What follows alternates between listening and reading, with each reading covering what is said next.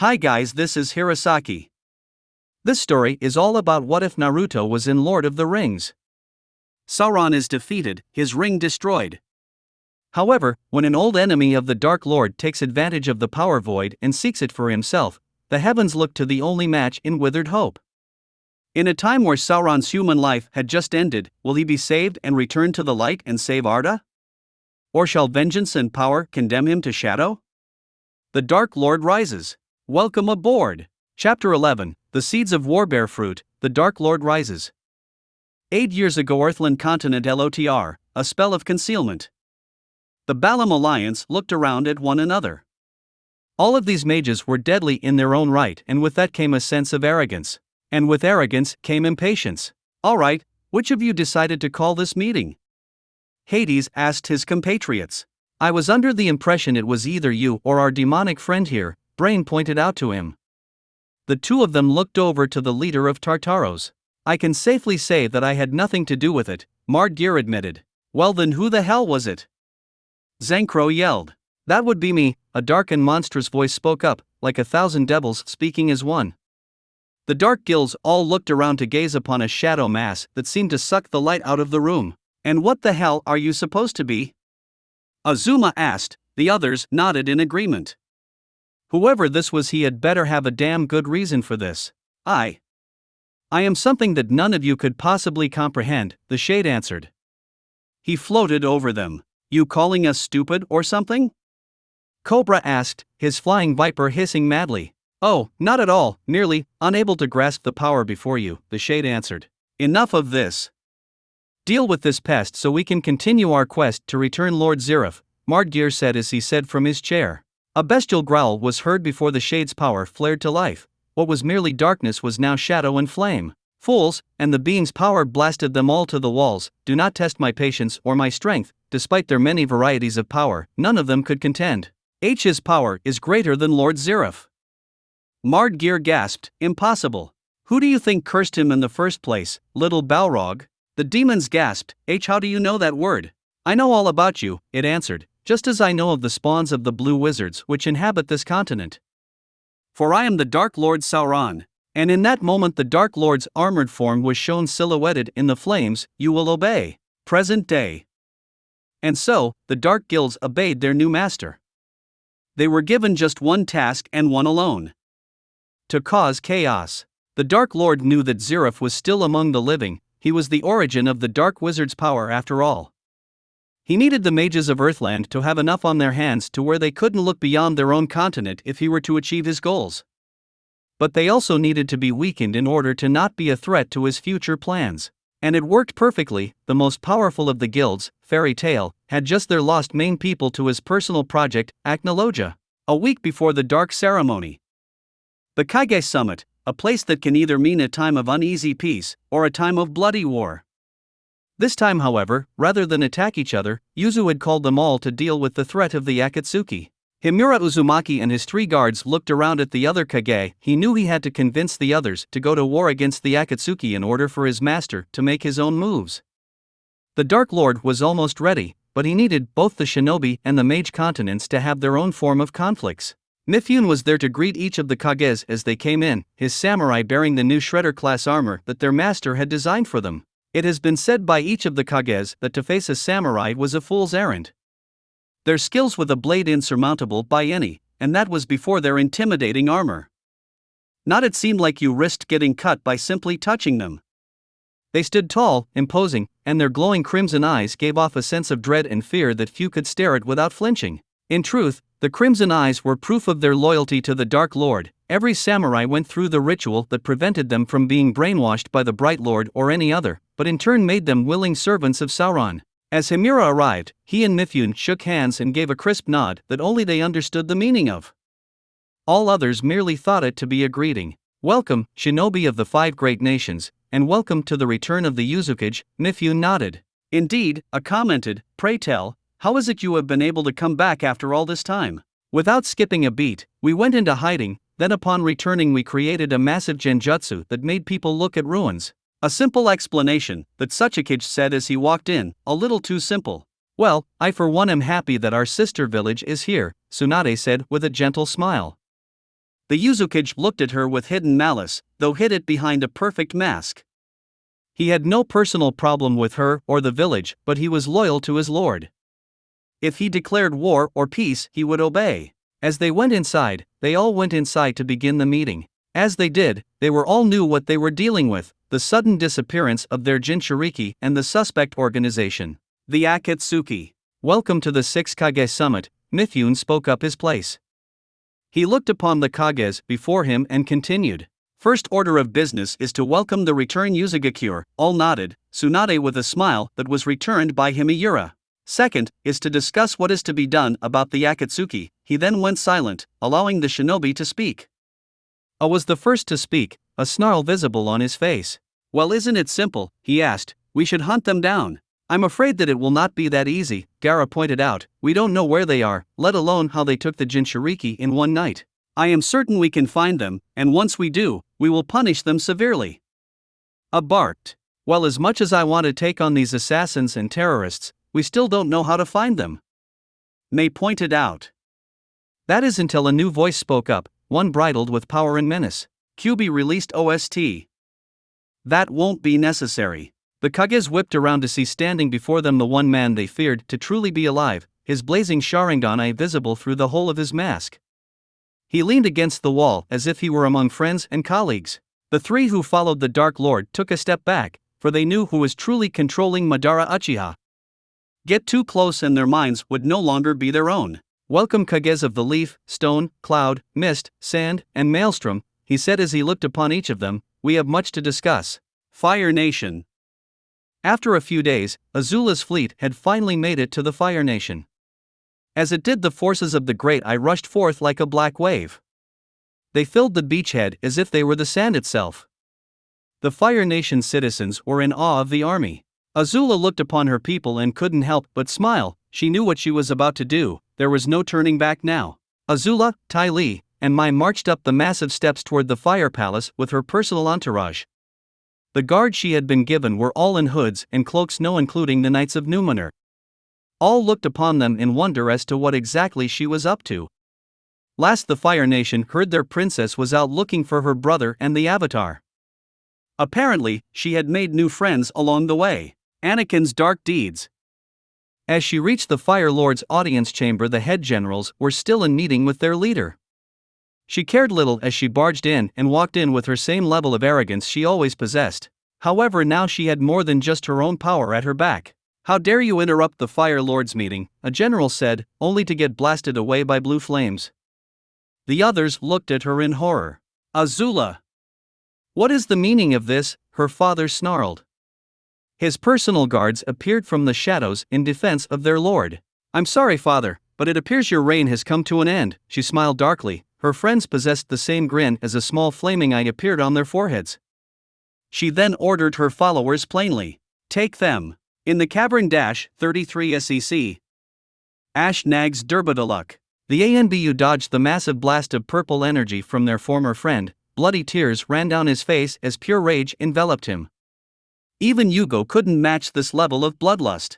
Speaking of the Taka, they were unable to move in this moment, too in shock of the sudden change in their leader's personality. The ANBU saw in that moment the shade slit Natumi's wrists and blood began to pour to the floor. They knew their only choice was to charge them. However, their blades were caught by the swords of the Nazgul. Their blades clashed and sang through the cavern as the 9 shinobi used everything at their disposal to get through, only for the Witch King or Sasuke to cancel out their abilities one way or another. But that did not mean they were going to stop. Hinata currently fought 2 of the Nazgul as she attempted to get closer. Shikamaru was forced to duck lest he lose his head to a Nazgul blade. Ino and Sakura were currently trying to heal those who had been battered by Sasuke's attack. Anko was trying to summon her serpents to restrain the Nazgul, but they were either cut apart or burned by unholy flame. As the blood fell to the earth below, the shade vanished, and yet they could still hear the voice. Ash Nag's Timbudal. Fire Palace 115 SEC. In an instant her hand raised and her guards' cloaks flew off, revealing already transforming werewolves. Those who did not change, a group of gorgeous women with crimson eyes, lunged forward with great speed and with a bit to the neck began to drink the blood of the leading officials and generals.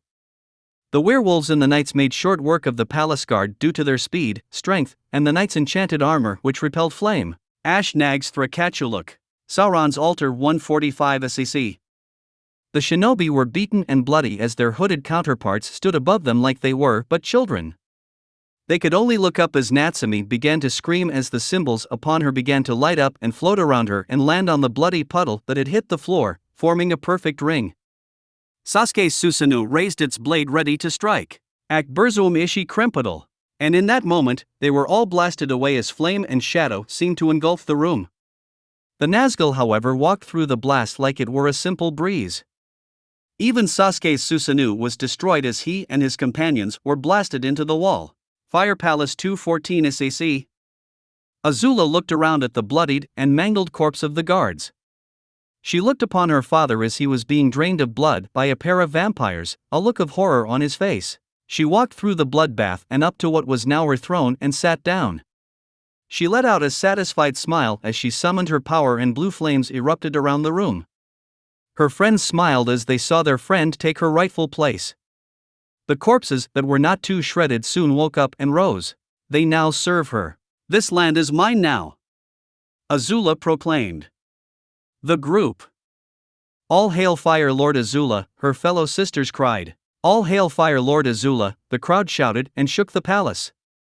Her dark grin only grew. Sauron's altar 3:15 SEC. The shinobi barely had the strength to look up, and when they did, they were horrified by what they saw. The nine surrounded the dark portal, all down on one knee.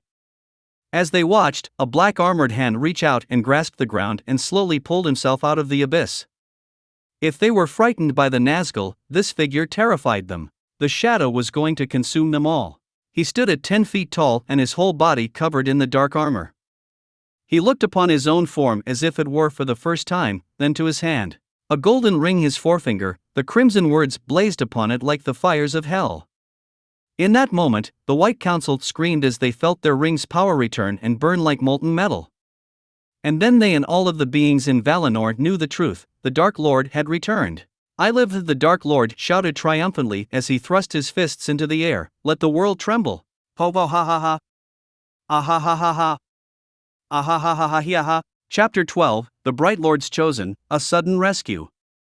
Aang and his friends were on their way to Omashu after having been on the run for so long.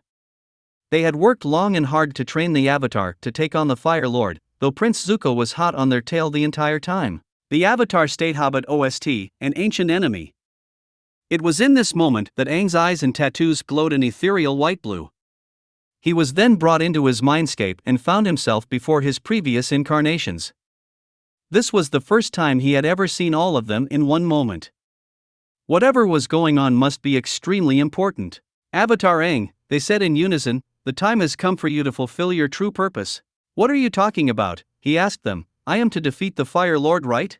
No, they screamed in unison, your true purpose is to defend the land from the darkness, and he has returned. And in that moment the great eye flashed in his mind, it was as if it were right before him.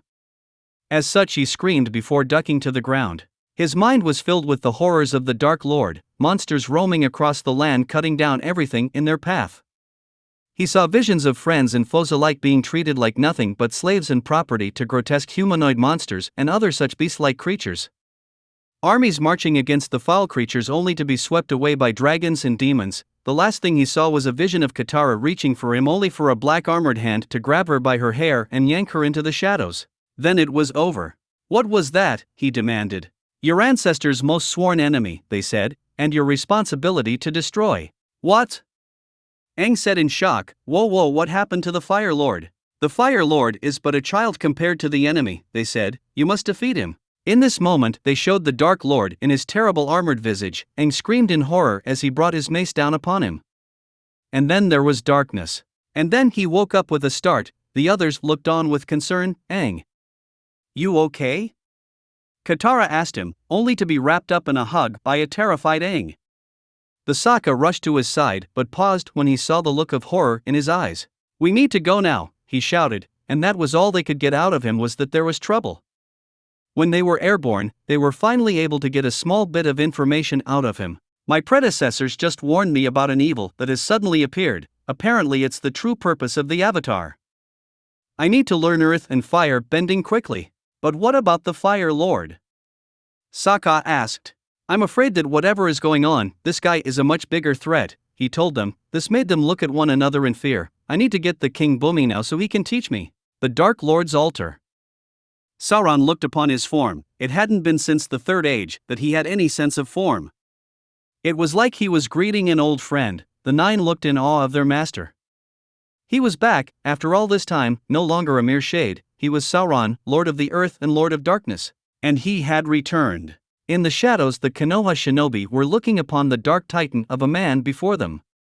He was menacing both in appearance and aura. Ino, who was the sole sensory ninja of the group, was the only one who could sense the danger. It was not the mass amount of power that she felt. In fact, she felt nothing from him. She knew it was there, she saw it as he ripped his way out of the cage of hell, but none of it could be felt. It was as if her mind couldn't comprehend the depth of his strength. And she wasn't alone in this feeling. Karen was literally shaking like a leaf from the void she felt.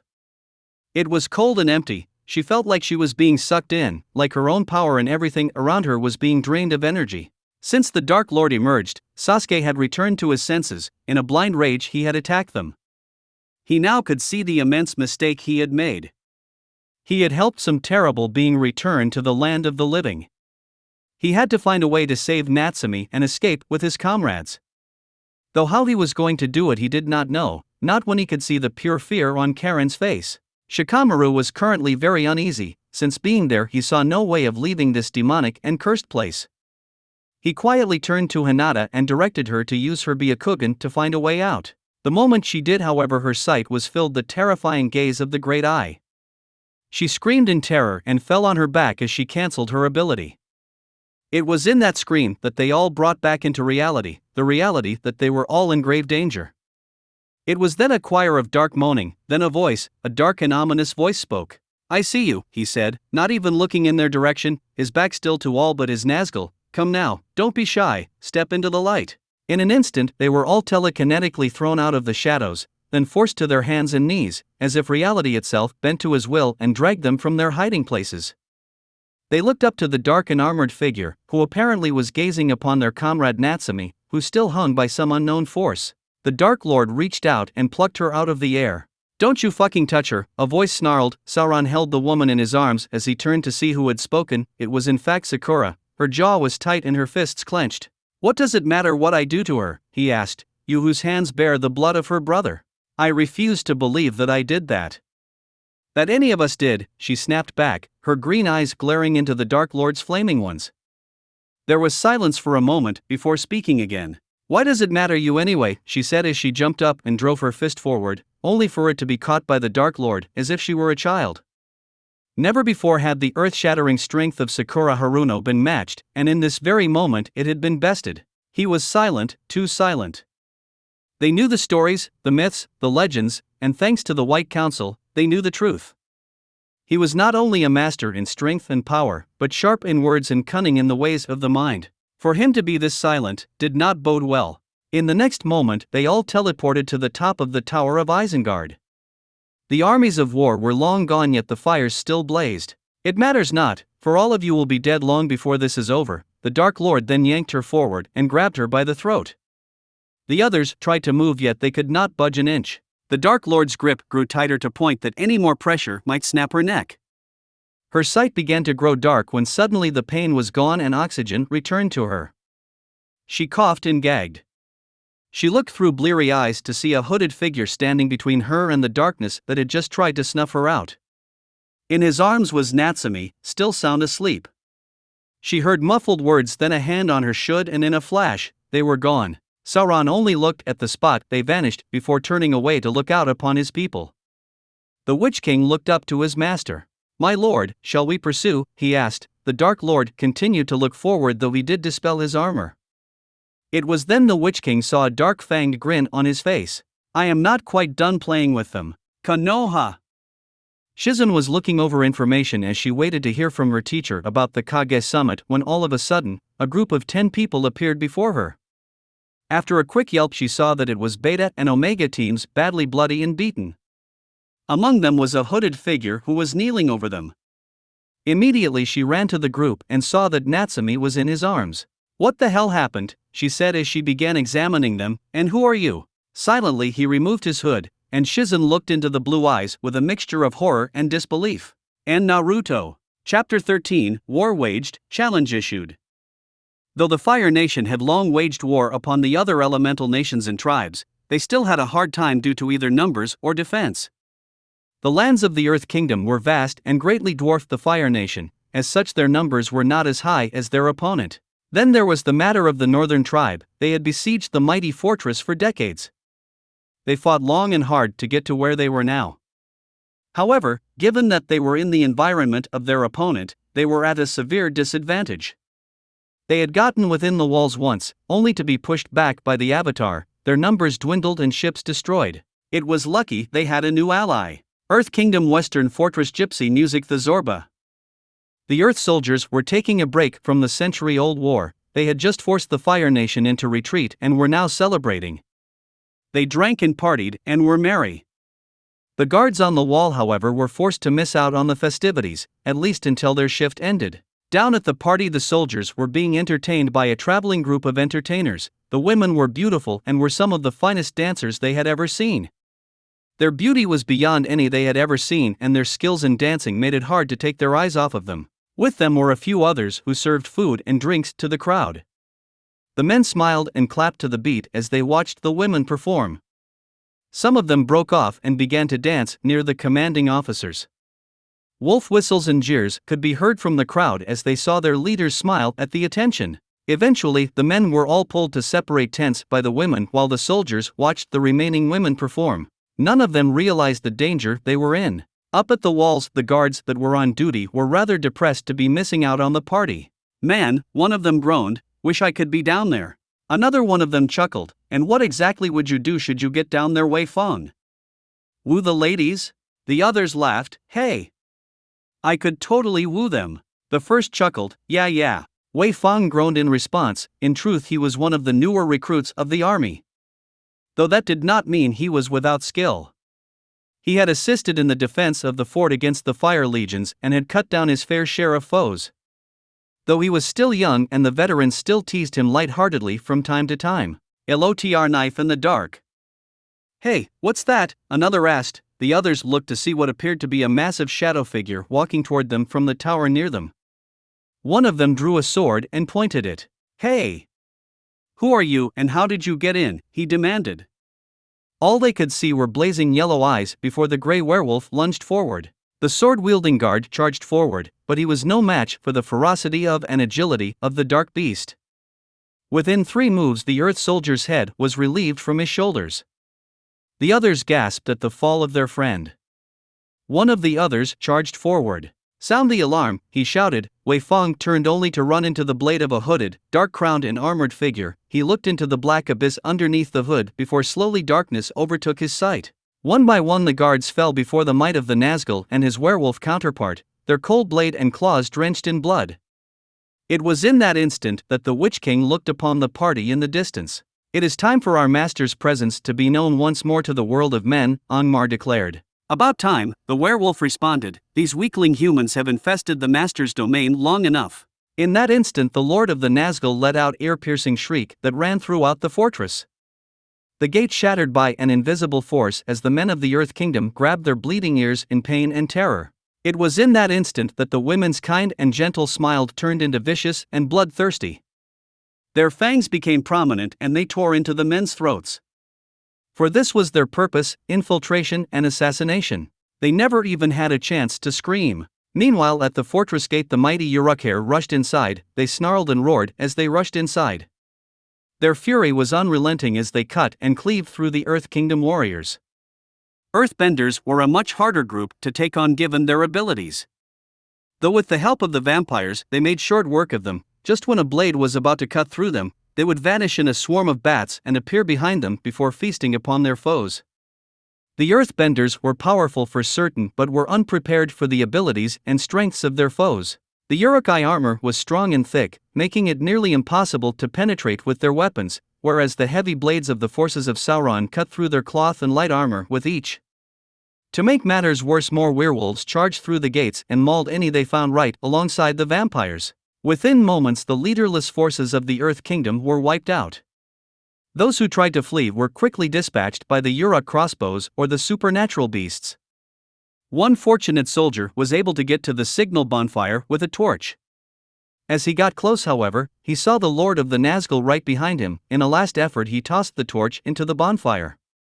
It blazed to life and he looked upon death defiantly. "Now all of the Earth Kingdom knows you're here," he declared with a grin. That grin soon faded, however, as the Wraith's left hand snapped the Earth flag from the wall and held it over the flame. It ignited and turned it into ash.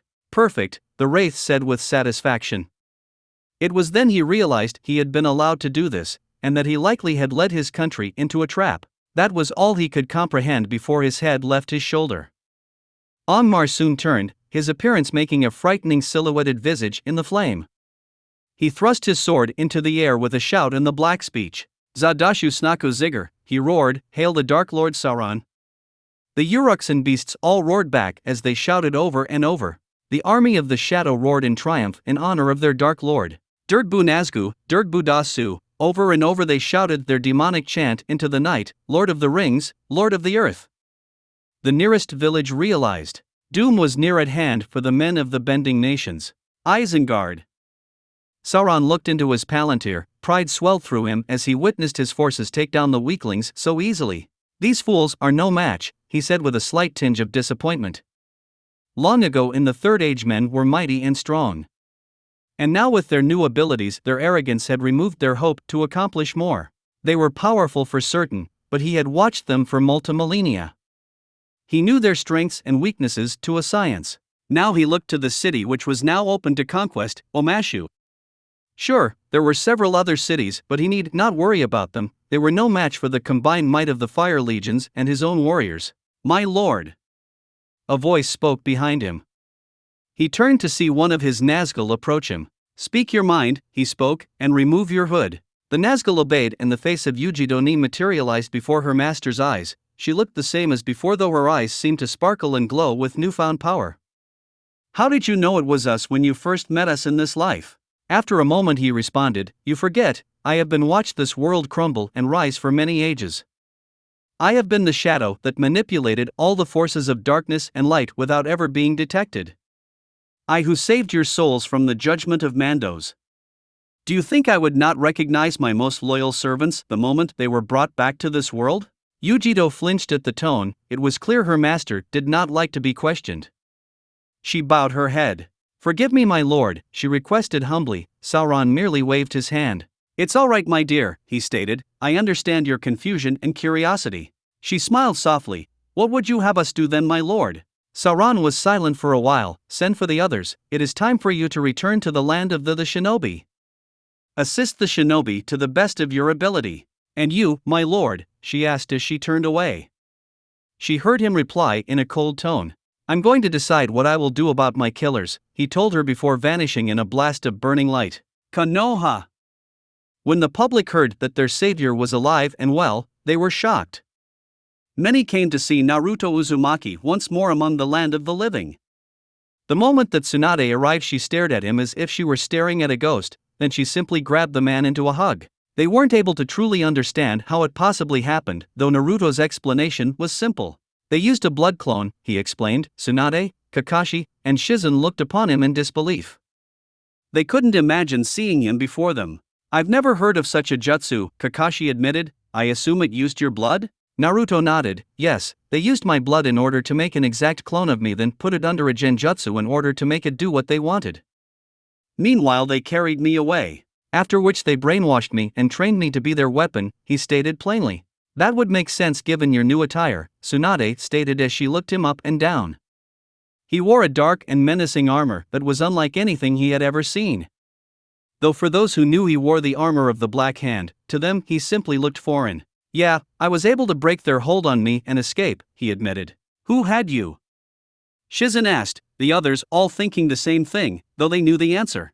"The Akatsuki, or more accurately who controls them," he responded. "Someone named Celebrimber?" This made everyone freeze. So, the Bright Lord is in control of the Akatsuki, Mithrandir stated. That would explain the end goal Madara has in mind. The others looked at him and nodded. Naruto, however. Madara, he asked, I thought he was dead. I am afraid that he is quite alive, Tsunade answered, and he has declared war on the shinobi lands. Interesting, Naruto said as he placed a hand on his chin. This made the others frown. He was always the happy obnoxious of the group. It was clear that whatever he had experienced killed the boy-like child he was. We haven't heard anything yet from our spies about what could happen next, Kakashi told them. Then they heard a chuckle emit from Naruto. Your spies merely looked around while pointing daggers at throats, he said. You lack the most powerful weapon in an investigator's arsenal. And pray tell, Galadriel asked, what is that? A place that they find comfortable and entertainment, he said, standing up. As it happens, I am going to check with my investments. Once the others have healed, feel free to send them my way. I will help them in any way I can. Don't you want to see them? Tsunade asked. There's no point, they are all still out cold, he answered, and I have my own spy ring I need to attend to. At least see your sister, all right? Tsunade pleaded. She may not be awake, but it'll still help her. It was been years after all. After a long moment, Naruto nodded. All right, but then I need to get going. He stood to take his leave. One last thing, Elrin said as Naruto was at the doorway, his hood raised against the storm. The assailants, what did they look like? He asked. I'm afraid I don't know. They wore cloaks and hoods. They surrounded some person that was choking Sakura. I was barely able to get them out of there. I see, Elrin said. Thank you, Master Uzumaki. He nodded before heading out into the storm. The others looked at one another. The shinobi were just happy he was alive. The White Council, however, suspected something was amiss. Hospital. Natsumi Uzumaki lay quiet and peaceful. She had been through a traumatizing experience, from what could be described as an exorcism and then a demonic summoning. Though that would be tame description. Now, her brother looked upon her, his calm blue eyes looking upon her. He could feel her life force. It was slowly recovering. The others would wake as their wounds were only physical. But she was the one that come out of this stronger. She was after all his sister. He chuckled. She was going to being shocked, the sister of the Dark Lord. He only hoped he could help her see reason about the danger she was in. But for now, he needed to know the truth. Flashback. When Angmar first returned with Natsumi and the others, the Dark Lord was pleased. His champion had returned, and with a prize.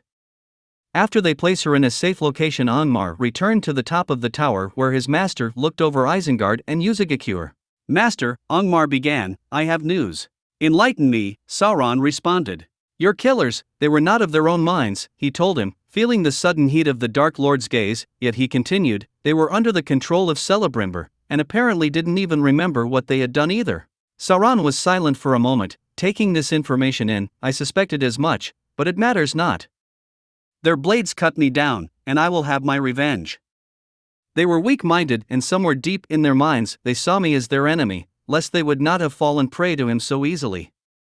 They betrayed me and threatened my sister, and for that they shall burn. Current. He still agreed to that mindset, though he suspected that somewhere deep in his own mind, the old Naruto was trying to convince him that they were merely unwilling pawns. And that was why he had allowed them to live so far. He contemplated these thoughts as he left, a simple golden ring on a chain bouncing against his dark breastplate. As he climbed onto his horse and rode away, his eyes returned to their hateful burning gaze. Sauron disagreed. He wanted to make them feel despair, to feel the last ounce of their hope ripped away from them. To feel the horror of what they had done to him and what he had become. It would not be until all who they loved taken from them, all that they possessed burned away, all that made them who they were ripped away. Then they would have his permission to die. With the White Council upon Hokage Mountain Hobbit OST, a spell of concealment. There is something he is not telling us, Elrin states, a concerned look upon his visage. I agree, Gandalf admitted. Lady Galadriel, were you able to gather anything from his mind? She shook her head, speaking in her usual slow and purposeful tone. His mind was shielded from me, not even with the return on my ring's power could I break through. He must have immense mental strength. I doubt even the Dark Lord could break him. Ah, and that brings us to our next predicament, Mithrandir said gravely. They all looked upon their rings of power. They shone with an immense power not felt since the Third Age. Could what we have sensed truly have come to pass? Has the Dark Lord truly returned? Elrond asked the other two. There is only one way to truly be certain. Mithrandir told them. The others gained a look of dread upon their faces. If they issued such a challenge upon this power to show itself and its answers, it would mean the beginning of the end. With a deep sigh, the two elves looked upon Gandalf and nodded. He took a deep breath and began to speak in the black speech. Insert ferocious storm sound. Shreenaz Galubrinu Kilminudu, he shouted. The heaven cracked and lightning cracked and boomed all around Konoha. Men and women screamed and fled for cover from the deadly bolts. Elrond and Galadriel began to feel their strength wane as the shadow covered them. As he spoke, the Dark Lord's voice was heard speaking and shouting other words in black speech. Ambaikus Durbagu Gundamishi Bagu, he continued. Winds picked up and small items began to get picked up and thrown around by the blistering winds. The Dark Lord spoke yet again in response and mix with the thunderclaps above. The elves felt their legs begin to shake as they grabbed their heads. Nugu Gurunkilo Bard Garutu. Mithrandir declared the next verse. He watched as lightning began to strike throughout the hidden village. At this point, the elves were moaning as the pain began to build up. Sauron's voice continued to boom out from the abyss. He hated to be the cause of such chaos, but they had to know, and words of power could not be stopped mid-stride, for the consequences for doing such a thing were severe. Ashburs Durbagu Burzamishi, Dogburs Maka Gulshu Daralo, thunderclaps continued to go off. Tornadoes could be seen in the distance ripping up trees as they slowly urged toward Konoha. Now came the most frightening moment. 2:16. Ashnazgdar Bachaluk, a massive boom, the earth cracked and the sky lit up. At this point, the elves were nearing the end of their rope and dropped to their knees. Sauron's voice boomed out for all to hear. The ground shook and areas within and without Konoha began to crack and break as the earthquake violently tore down some of the older buildings. Ashnaz Jimbadal, in the clouds a dark helm started to form, the helm of the Dark Lord. All looked up in terror, a terror that easily outstripped the attack of the Nine Tails all those years ago. Ashnaz Frakachaluk. Now the entire upper form of the Dark Lord could be seen, reaching from the sky and toward Konoha. People screamed and ran while shinobi threw their most powerful jutsu at the visage of the Dark Lord only for them to pass through him. His hand reaching closer and closer. Finish it! Quickly! Galadriel screamed and pleaded. She and Elrond were feeling the shadow envelop them. Akburzamishi Krempadal. Gandalf bellowed, as if it were the ending of an exorcism. The visage of the Dark Lord vanished, the storm dissipating, leaving a clear dark sky. But as the cataclysmic storm left, a dark laughter was heard by all as it slowly faded away. Gandalf leaned heavily upon his staff as he looked to the others. They were sweating profusely as their eyes were bulging out in horror. The two elves were able to mutter quietly in Elvish. He's back, the darkness has returned, Galadriel gasped. We have been deceived, Elrond whispered. Meanwhile, in the distance, a certain hooded figure on horseback looked upon Konoha with a dark smile. Didn't these fools know better than to challenge him? Chapter 14, The Heavens Divided, A Night to Remember. The Undying Lands were in an uproar. Chaos reigned as news of the Dark Lords returned rushed across the Eternal Cities. Within the timeless halls, the Vala disputed and argued for 2 months about what was the best course of action. For millennia they had stayed out of the wars of the mortal realm no matter how violent it got, because Morgoth was still locked away. They would not have to worry about the outcome. However, now they knew the truth of the mastermind behind it all, Sauron. Since his downfall, they simply expected him to be a dark spirit but nothing more. However, it seemed they underestimated him and forgotten his most powerful weapons, his mind. Sauron's will be so strong that they had to recognize it and the cunning that came with it. While not the most powerful among them, time and again he had proven his worth. However, now they knew they needed to do something. He had returned to his full strength and was now wreaking havoc throughout the mortal realm. As such, the Vala was divided on what was to do. We must strike now, declared Tulkas. He was always the more straightforward of the Vala, preferring to use his fists rather than words. He has gone unchecked long enough. I agree with Tulkas, Mandos declared. He has avoided judgment long enough. While everyone agreed on that subject, they did not agree on the method. No one is arguing that fact, but should we truly be the ones to stop him? Irmo asked. After all, he is not the only threat to Middle-earth at this time. Of course, they knew he was speaking of the Bright Lord who was amassing his own forces against the darkness. And Galadriel had foreseen what could happen should the Bright Lord reign supreme. You know as well as the rest of us that his mind is warped, corrupted by his own arrogance and the One Ring, Varda pointed out. Their war will crack the world with a violence and destruction that has not been seen since the First Age.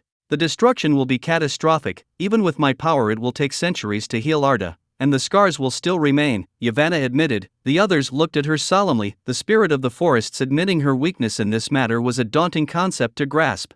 All the more reason we must intervene, Tulkas said, slamming his fist onto the arm of his chair, sending vibrations throughout the hall. Do none of you recall what the return of the Great Deceiver could mean? Naruto Ost Ogensha. At this all of their thoughts turned toward the door to the darkness and the power bound beyond those doors. They feared the day he would return, and they all knew that Sauron's return was part of the prophecy of Dajir Dagarath, the end of all. I for one do not wish for this world to crumble, which is exactly what will happen should we ignore this. And with that the arguments began, that is until a voice rang out. Silence! Manwë, king of the Vala, commanded. They all looked upon their leader, whose gaze was calculating and cold. He was thinking of all that would come to pass, if they do nothing or if they take action. Either way there was certain to be great destruction. Then he had an idea. Ianwi, he called. The next moment the banner-bearer of Manwë entered through the front gate. His armor was glistening in the light as he walked in, his blade on his hip and his helmet under his arm. He had long brown hair and a ponytail, and like all celestial beings was fair in appearance, though his eyes were similar to Tulkas in being a warrior. You summoned me, my lord, he asked. They all looked at the master of combat and listened as Manwë spoke. Go to the mortal realm, evaluate the situation that is the Dark Lord's feud with Celebrimbor. Try to protect the mortals, but above all, I want to know how Arda and the void that Sauron returned to his physical form. Manwë nodded, placing his helm upon his head as his wings burst from his back. It will be done, my king, he declared as he took off into the sky. Now we shall wait, he declared. The others nodded. Sauron would not dare trade blows with him. Ianwi was the master of combat. Every blade, every style of combat was known him. And should Ianwi be forced to act, he would wipe them both from existence. Or so they believed. Konoha! While Ianwi rode the winds to carry out his master's wishes, the Konoha shinobi were beginning to wake. They were severely sore and wounded, though since then Tsunade had returned and assisted in their recovery. Surprisingly, despite her injuries, it was Natsumi who recovered first. She awoke to find something impossible at her bedside. Her brother's necklace, he had destroyed it in his battle with pain. It was then she remembered bits and pieces of what had occurred. The 9 hooded beings. The 3 armored freaks. The Black Titan.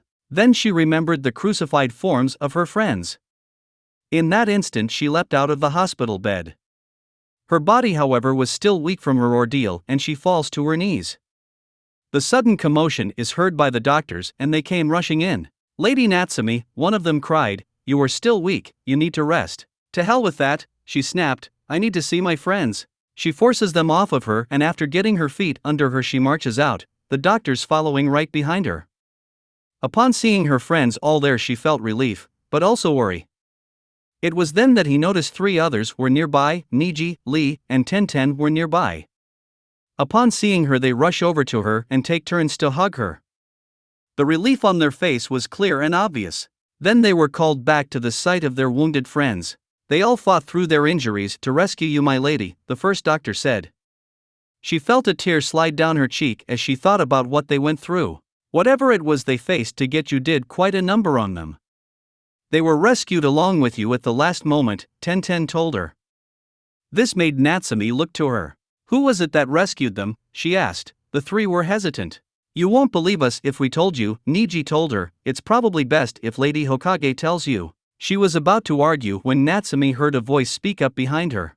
And Natsumi, she turned to see her friends waking up. All of them began to sit up as she rushed over. You're all okay, she said with relief. She walked inside and looked at the group. Slowly they all started getting up. Hey, hold on now, the doctor shouted. You're all still, huh? Was right, somehow all of their wounds, aside from the Morgul wound, had healed. It was unknown how, but they somehow managed to heal all of their wounds. Natsumi, they all shouted in relief, jumping up and taking turns to hug her. You're okay. Chuji shouted, then they grasped the situation of where they were.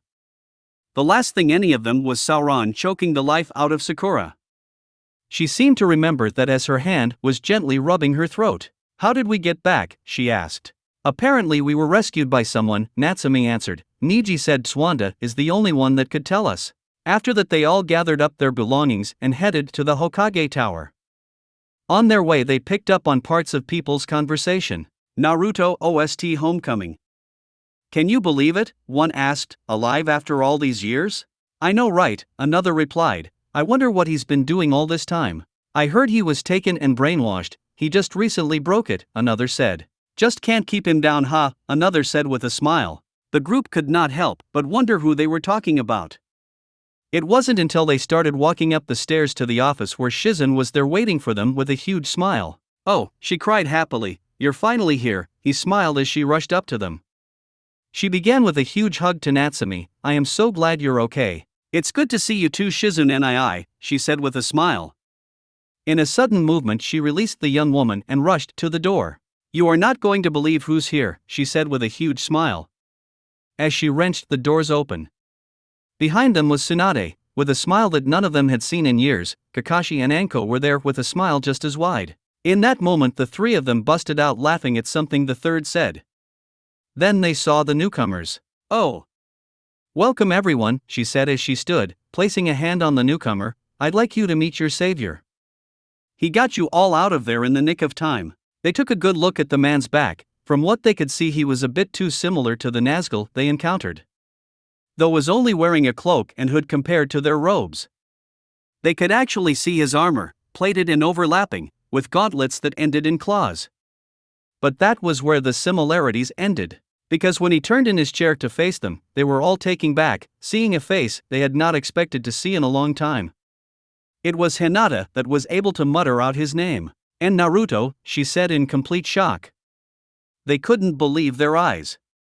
Since the Dark Lord broke their mental walls down, they remembered everything they did to him, the wounds, the cuts, the ruptured heart and the decapitation. Yet there he was, standing to his full height with his regular smile. Hey guys, he said loudly. They all slowly walked forward, unable to believe their eyes. It was Natsumi who took the first few steps and brought her hand to his face. He was real. Big brother, she whimpered as tears poured from her eyes. His first response was to smile back. Hey little Rose, he said happily. It was then they knew it truly him, the thing he used to call his little sister when he teased her. The little Rose was something she hated being called because it implied she was a weak little girl that was only good for her looks. But then he explained that a beautiful rose has thorns, a beauty not to be tested. Naruto-ne, she screamed and tackled him to the ground, crying as she held him tightly. She felt his arms wrap around him and her crying stopped abruptly and her eyes shot open wide. I missed you too little sis, he said smiling. It was then she truly realized, he was alive, it was truly him and everything was going to be okay. She continued to cry though now it was reduced to sniffles as she closes her eyes with a smile on her face. Naruto sits up leaning against the Hokage desk as he held his sister with a gentle smile, that is until he looks up the group that came with her. Naruto OST Shippo Kumikyoku. In an instant, they flinch as they see him look at them from under his hood. They don't know how to react as they think of what they remember having done to their comrade. What's with the look guys, he asks, almost too friendly, you look like you've seen a ghost? Why you were dead, how? Kiba asked, we saw your body. The others picked up on the correction as they too remembered what their hands did to him. Naruto only smiled, though he inwardly thought about Kiba's claws and Akamaru's fangs tearing through his flesh. Come on, you should know me by now, he said with a fanged grin, I always was unpredictable. The group let out a small grin as they thought about that fact. He always did come out on top. But despite what they saw before their very eyes, the Dark Lord's words still ran through their mind. Yes, face the reality that it was you killed Naruto Uzumaki. They shook their heads as they banished those words from thought, not noticing the dark but instant grin of the man before them. They then see a clawed gauntlet hand raised to lower his hood. They take note then of his armor and cannot help but shiver at the menace it promised. Naruto! Spoke a voice. He looked up to see Sakura speaking to him. He looks up, as he pictures her punching him with such ferocity that his ribs were ground into powder. Yes Sakura, he asked without a hint of malice. She took a breath before asking their question. Where have you been, she asked, it's been years since anyone has seen you. Not entirely true, he admitted, it's just those who saw me never lived to tell the tale. This made them flinch. I was brainwashed and sent out on assassinations in the armor you see before you. I gained quite a reputation. Maybe you heard of the Black Hand? This made everyone in the room freeze. They knew that name. It was said he ended the Hidden Mist Civil War, as well as partaken several assassinations all across the Hidden Nations. The only sign of him being there was a black hand burned either in his victims or at the site he was at. That was you, exclaimed Ino. Naruto nodded, thinking about the beautiful woman using her particular powers to rip apart his mind before Kurama could do anything. It was getting harder and harder for him not to rip out their throats. Indeed, it was, he acknowledged. They looked upon their friend in awe. The man who wiped out a dozen Mist Hunter Nin and defeated the Mizukage with ease. What they didn't know, however, was that one of the reasons that none knew the identity of the Black Hand was because just like during the Mist Civil War, he had to use a host to physically interact in the mortal realm, thus making it impossible to truly name him. It was then he began to stand, breaking the hug with his sister. But enough about the rough parts, he said as they stood. I have been doing more than being a hitman and bounty hunter. Oh yeah? Shoji asked cheerfully, like what? Naruto looked upon the man, his eyes clouding over for a split second as he thought about the Titan stomping him into the dirt with his foot. Well, for one, building up a spy network, particularly via a few unorthodox locations, he said with a smirk, clubs, bars, dance halls, restaurants. A Lesso anthem. He said the last bit with a grin as he saw the big man's eyes sparkle at the thought of food. While the Akamichi thought about food, however, the others liked the sound of the other locations. They were still young adults after all. Really, they all said at once. Naruto, despite his deadly hidden agenda, could not help but chuckle at their reaction. They had no idea about the side of him they were going to see. Yeah, in fact I came back to tell you all that I got us in, and don't worry, the location is a neutral site for all of the hidden nations. A party city, if you will, he told them. Wait, you don't mean? Hinata gasped. I do indeed, he grinned, the Sound Village. Since Orochimaru had been hunted by Konoha and eventually killed by Sasuke, the Sound Village had been without proper leadership for a long time, that is until recently, where instead of being a villainous village, they now were the center of entertainment and retreats. It was unknown who took over, but they had made the place a lively place for parties and music. This allowed them a greater source of income rather than being a warring nation. Their warriors were still fierce, but spent most of their time was seen as protectors. Though in truth they were a sect of Yuzu's force, the whole village was Naruto's personal project to be his cover when he got back his physical form. I do indeed, and you're all invited to its annual party, Naruto told them. Most of the group all smiled in excitement, thinking about the fun they were going to have. However, at this point Shikamaru spoke up. I doubt this is just a fun getaway, he spoke up. Naruto nodded, though it was Tsunade to speak up. You are right about that, she spoke up. This is a recon mission first and foremost. There has been word about this Celebrimbor amassing forces against the hidden nations as well as the Akatsuki declaring war. While I want you all to have a good time, you will also be learning Naruto's methods of intel gathering. And I expect you all to listen with intent and pick it up quickly. This caught them off guard. They never took Naruto as the intel type of person, but then again, he had been gone a long time. On top of that, you will be meeting some of our new allies. A large group of mercenaries from the Magi nations is coming, and Naruto here is the middleman for the negotiations, Kakashi added. When they heard this, they were shocked. The continents had not interacted in a very long time, mostly because they were involved in their own conflicts one way or another.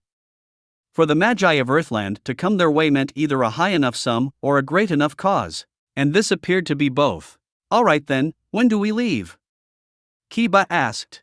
Now, Naruto said as he walked to the door, I'll meet you all outside. See you soon, Granny. OST end. The group all smiles and get ready to walk out. However, before they can rush out, they are stopped by the Hokage. At this exact moment, just missing Naruto, the White Council arrives to see the whole group there. Natsumi. Galadriel exclaimed with relief, a smile on her face, it is good to see you have returned. Natsumi in turn smiles, it's good to be back, however I am sad to say that we failed in preventing him from returning. They all gain a grave visage upon their faces, we know, was all Elrond said. They did not see the terrible visage of the Dark Lord and his display of power over the village. The terror was still fresh on their mind. Already it had more infamy than the attack of the Nine Tails. Though there wasn't any true damage, the sight of what was coming for them would have wiped out the whole village in half the time. Do not fret, young ones, Mithrandir said kindly, you were faced with a near impossible challenge. There's more to it though. Sakura said as a tear slides down her face. Sasuke has joined him, he helped fight us as the Dark Lord was freed. Apart from that, a massive army was sent off somewhere, though we don't know where, Shikamaru added. This was something they didn't like, the Dark Lord apparently has recruited him to spy upon the Akatsuki. This caught them off guard, but why? Tsunade asked, why keep an eye on the Akatsuki? They aren't the enemy of the Dark Lord, though they are contenders, unless it's possible that he is watching them for signs of the Bright Lord, Elrin stated. The group paled at the thought, forces as powerful as the Akatsuki and the Bright Lord working together, it did not bode well. Better catch up with Naruto, Tsunade told the group, we will see you back here soon. As they rushed out to go to their new mission, the White Council and the Elder Nin stay behind to speak on the matter at hand. Now we can truly discuss the matter at hand, how the Dark Lord returned via Natsumi, Elrin spoke up. The others gained a dark look upon their faces. I thought you said only by the blood of the Dark Lord he could return. Kakashi asked. That is truth, Galadriel confirmed, which means that somehow Natsumi and Naruto are descendants. This put a new light on the situation. Who on earth could love someone so dark? Tsunade asked the White Council. He had a fair form at one point. It is possible that when he was in Numenor he was with one or more women, Mithrandir stated. Possibly, Elrin said as he saw Naruto upon his black steed as he looked upon the now armored up ANBU. But I fear that there is something more complicated and sinister at work. Down on the street. Wow, members of the ANBU Black Ops, huh? Naruto said with an impressed tone, you guys really have been busy, but you won't be needing those.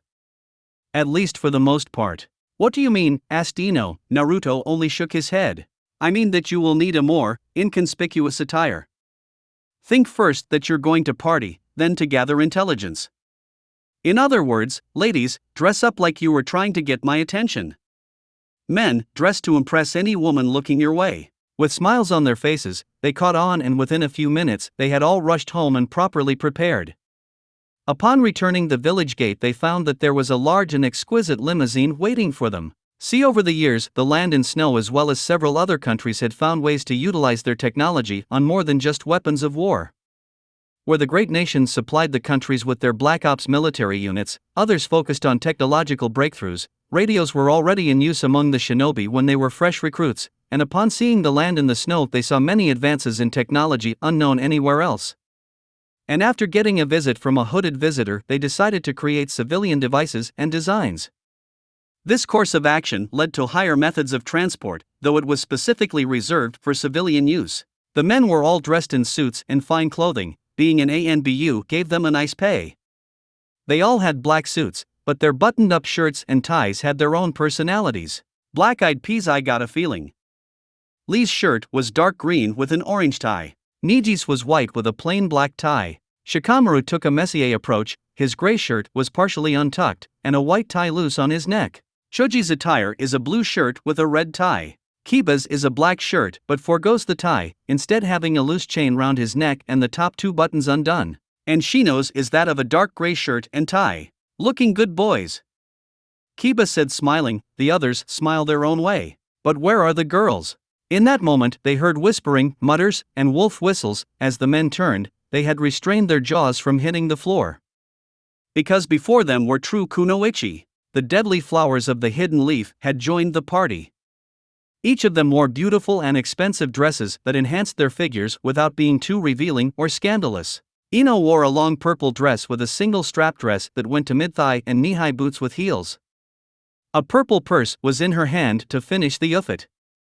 Her makeup was more prominent than usual as she added red lipstick and dark eyeshadow to make her pale blue eyes stick out more. Tenten had a white dress that had black floral designs symmetrically placed along the dress.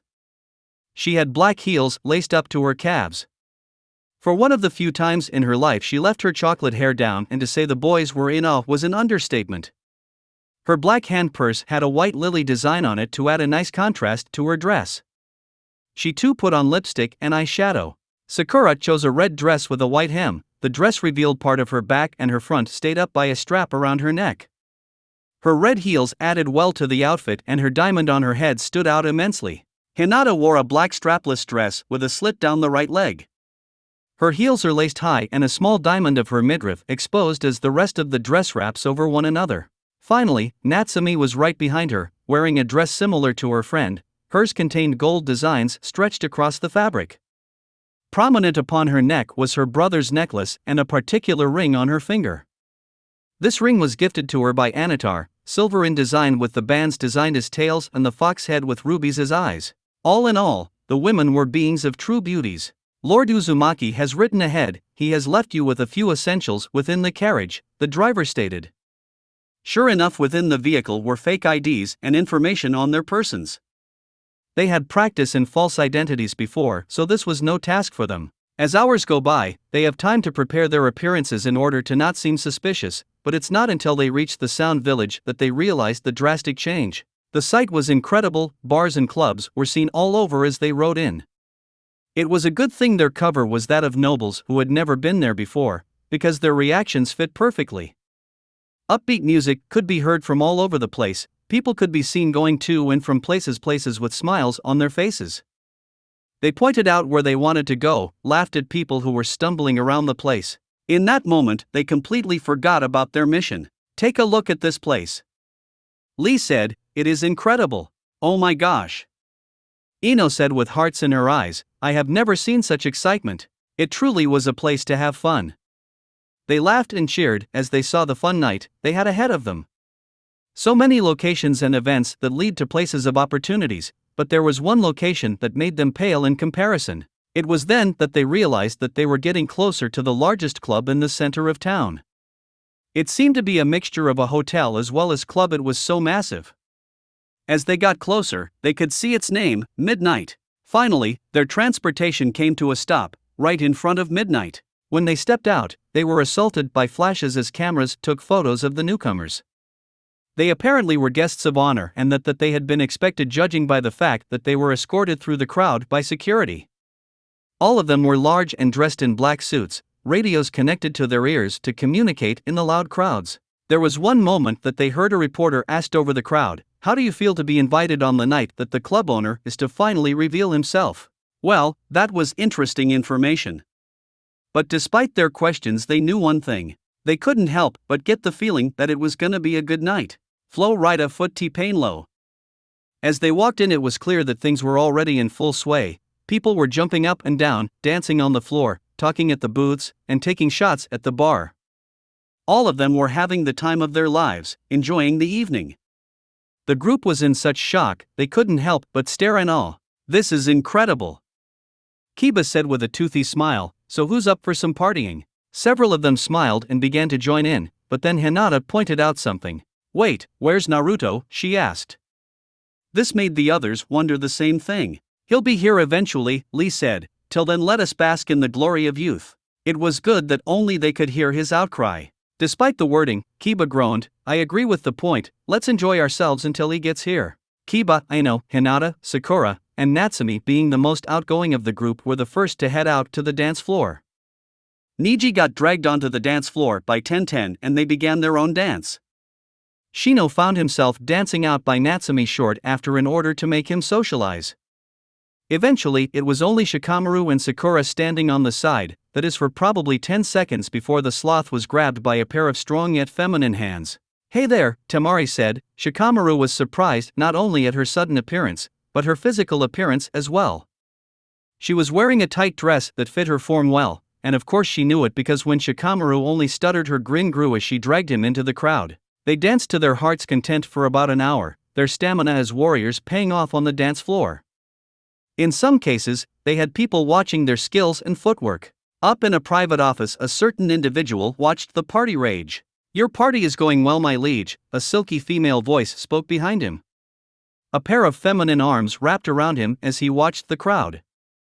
A pair of glowing crimson eyes appeared behind him and watched the crowd below. "Indeed, it is Thuringwethel," the Dark Lord admitted. She looked to her master, dressed in his. He turned to look at his herald, the woman of secret shadow. She was beauty incarnate. Her visage would capture the heart of anyone whose heart does not truly belong to another. Her black hair as dark as night, her eyes as red as blood, yet sparkling like a star in some areas and as dark as an abyss in others. She was dressed in a silky crimson dress with a slit down her right leg and black high heels. Her body was developed in all the right places, not a single flaw on her person. It helps to be a mayor and choose your mortal form. Is everything prepared? Sauron asked the woman. With a fanged grin she nodded. Ah, she said with a smile, my children and yours are disguised throughout the entire city and ready to move. Now by children she means the vampires and werewolves. While many beasts and creatures were under the Dark Lord's command, these two were by far the most vicious as well as dangerous, because they could hide in plain sight and just as quickly turn into terrible monsters. Very well, shall we join the party, Lady Shadow? He said as he placed his fedora on his head and offered her his arm. Yes please Lord Sauron, she said with an almost lustful tone, then giggled as they prepared to greet their guests. Timmy Trumpet Freaks full version. Downstairs everyone was having a great time. They smiled and laughed as they drank and had more fun than they had in a very long time. All of them were having a complete and total blast. That is until everything died in an instant, causing total blackout. Ah man. Power went out, pouted Kiba. But before anyone could reply the strobe lights began to dance around with the returned beat. Upon hearing the beat the crowd roared louder than ever. Everyone looked upon the balcony door upstairs where a door burst open. The silhouette of a man could be seen, causing the crowd to cheer even louder. He's here, one girl shouted. Well, it's about time, another said. Now the party's getting started, a guy said. Then the DJ spoke up. Ladies and gentlemen, for the first time ever allow me to introduce to you, the owner of the Midnight Club, he shouted as he watched the crowd. The figure began to walk down the stairs and through the crowd. They couldn't see his face as he walked to the stage due to his black fedora. He had a black suit and a crimson shirt and a silver chain with a golden ring hanging around his chest. As the music built up to its zenith with the words at the last moment, the music was cut as Naruto threw his hat off and at the top of his lungs, he shouted the lyric. Tell me where the freak's at, and spread his arms wide and looked out to the crowd to watch the crowd cheer and roar as the music kicked back up, his mischievous grin upon his face. His keen eyes meeting those of the Konoha shinobi, their shock was almost palpable, and oh he loved it. Holy crap! Kiba screamed, Naruto owns this place. Alright, cheered Natsumi. Sakura could only look on in shock as Naruto watched the crowd jump up and down and dance, a large grin upon his face. This is awesome, shouted Shuji. No kidding, she laughed as Naruto once again shouted, tell me where the freak's at. They couldn't help but screamed along and cheer as loud as they could. So, into it were they that they didn't catch on when Naruto put his fedora back on and in the shadow of the hat his eyes burst into flame. As the song came to an end the crowd cheered, hello everybody and welcome, he shouted, causing more cheering. First off, my name is Naruto Uzumaki and I just want to say what a pleasure is to finally get to come out from the office and finally see you all in person. He told them you have no idea how long I have wanted to come out here and finally meet y'all. This made the crowd smile and cheer again, though he raised his hands and they died down. So, at the moment I want you all to have a great time. Oh, and speaking of time. He looked at the clock, then around to look at the DJ. It's about that time, ain't it? The DJ nodded. In that instant Naruto raised his hand and snapped his fingers. In those instant multiple women walked through the doors carrying shot glasses filled with drinks of different varieties. The bartenders also got on top of the bar with different types of liquor. Hit it DJ! Naruto shouted before tossing the mic back to the DJ who brought the music back to life. LMFAO shots.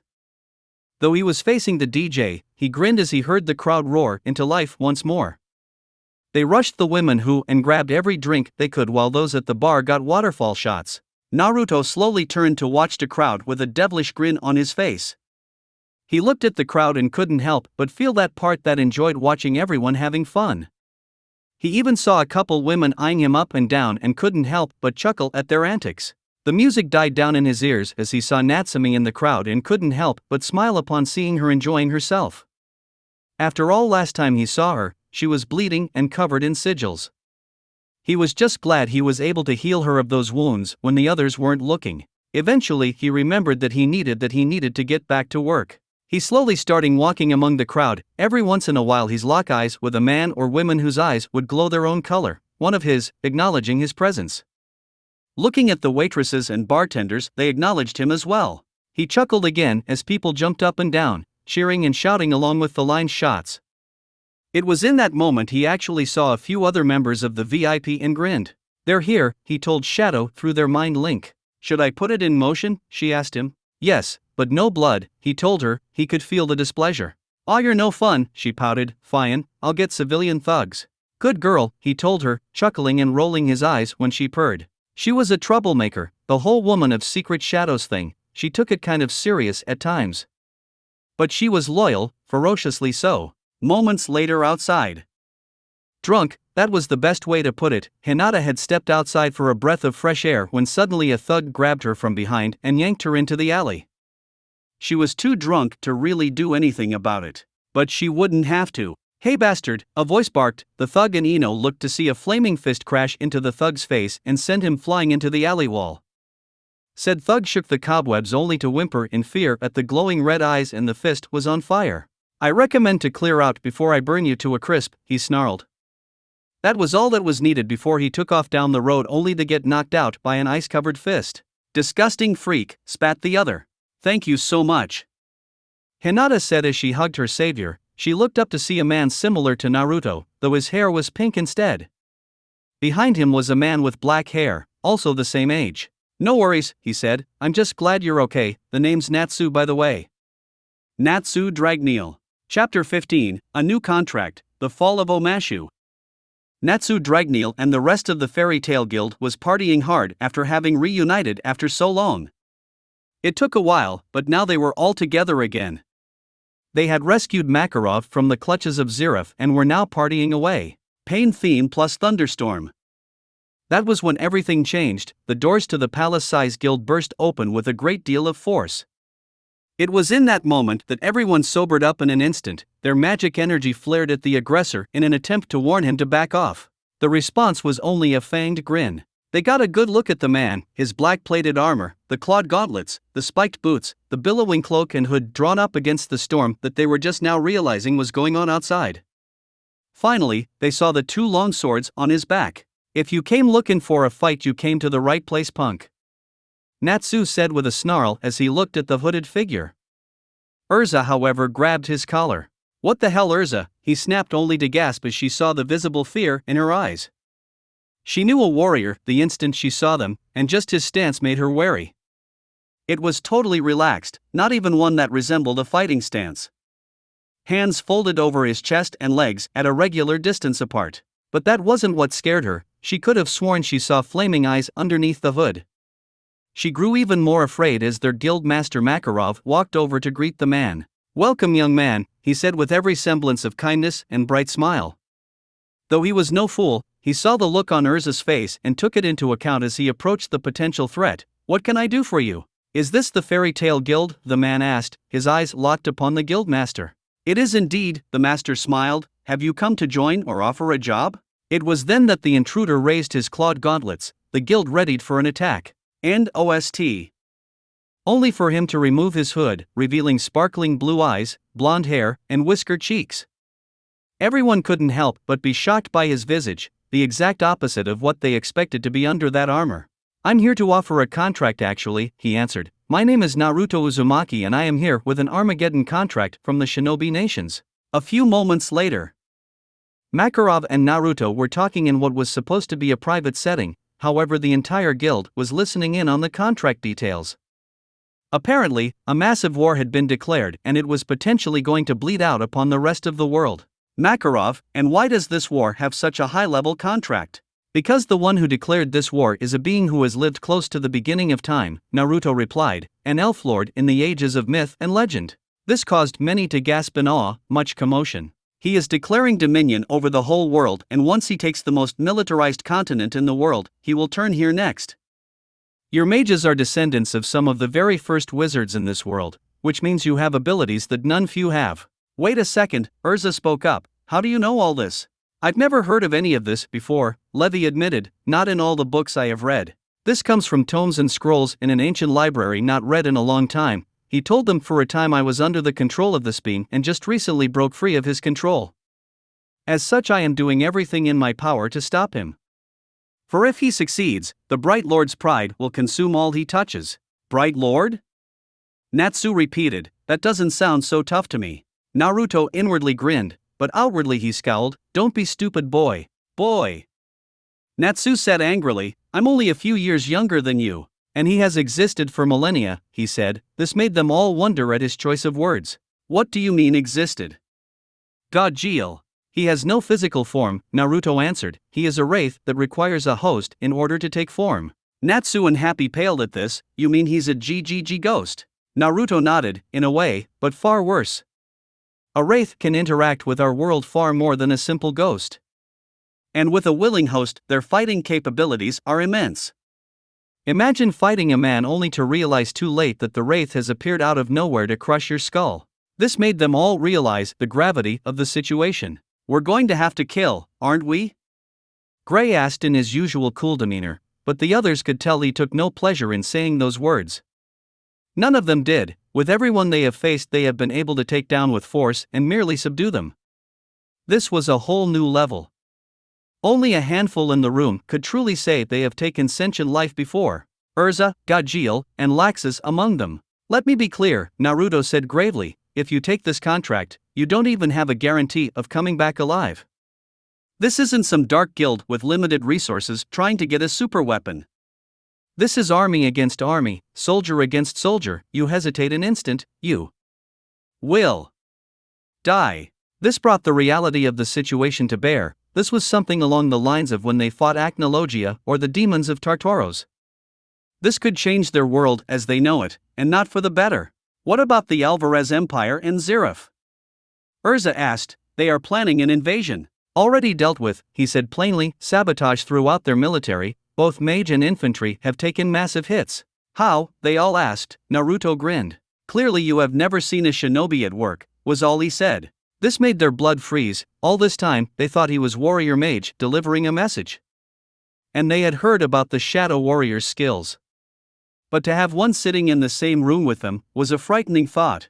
And why can't the shinobi lands deal with this problem themselves? Gray asked. Remember I said the Bright Lord is a wraith? Naruto asked. Gray nodded. He also has the ability to control the mind of anyone he touches. Only the strongest wills can resist, for a time. And until he calls on them, there is no telling who is friend or foe. Now they realized the true danger. They were facing a faceless enemy with potential death at every corner. Even from a friend. Fairy tale original slow theme. Now that you fully understand what is at stake, he continued, will you take up this contract? The other guilds have already agreed and are headed out to take them on, but only if you join them. After a moment, it was Natsu who spoke. I'm in, he shouted. Everyone looked at him in mild shock. This bright punk wants to take over the world, huh? He said with a grin. Well, I say we beat him to the ground, then get back to dealing with Zirif. The others couldn't help but agree with them. If anyone was going to try to take over their world, they would have to deal the world's strongest magi in order to do it. Lucy couldn't help but smile at seeing everyone fired up. As Natsu would put it, just a few short weeks ago she was all alone in this world. And though they were about to charge into the jaws of death, she wouldn't have it any other way. I agree, old man, Laxus spoke up. This guy says we're dealing with a pretty nasty jerk. If he ends up threatening the guild, we'll have to deal with them later. No one could dispute that fact with the Lightning Dragon Slayer. After a moment, Makarov looked upon their guest before nodding. Very well, we will accept the contract. Excellent. Naruto said with happiness, I have all the preparations made and you will be meeting your Shinboy guests at a club called Midnight. A club, several said in excitement. Alright, time to party. Wait, how are we going to pay for all this? Asked Makarov, to which Naruto waved him off. All of it is covered, club expenses as well, Naruto said, shocking the group. I own the place. Now there's a real man, Elfman complimented, well-rounded and powerful in many forms. Thanks, Naruto chuckled. I've just been resourceful. I'll be heading there before you to make the preparations, he said as he stood, dressed to impress my friends. And with that he was walking back out to the storm, a wicked grin on his face. This'll be awesome, new adventures, parties, and butts to kick. Natsu roared. Aye sir, shouted Happy. While everyone else got ready and packing, it was Urza and Makarov who watched him leave with a concerned look on their face. Master, something is wrong, she told him, but I can't place it. I agree, Urza, he responded. I am concerned about Zirif, but if what he says is true, and he was able to disable the Alvarez Empire, what kind of man are we dealing with? Midnight Club? Sauron looked from a window as Natsu met one of the shinobi for the first time. Behind him the thug that attacked Natsumi appeared from the shadows. You did well, he praised, go get a couple drinks on me. One of the girls behind the bar will take care of you. Thank you, sir, he said before walking out. From another shadow Thuringwethil appeared. You take such good care of my kids, she said with a smile, they are never thirsty thanks to you. Sauron did not look in her direction, but he spoke apathetically, scum like him serve their purpose, it is best not to let them last should they get loose lips. Shadow thought on his words as she walked up to him and looked at the. So that's the woman who shattered your heart, she said, her eyes gazing dangerously at Hinata, the woman who killed her master when he was mortal.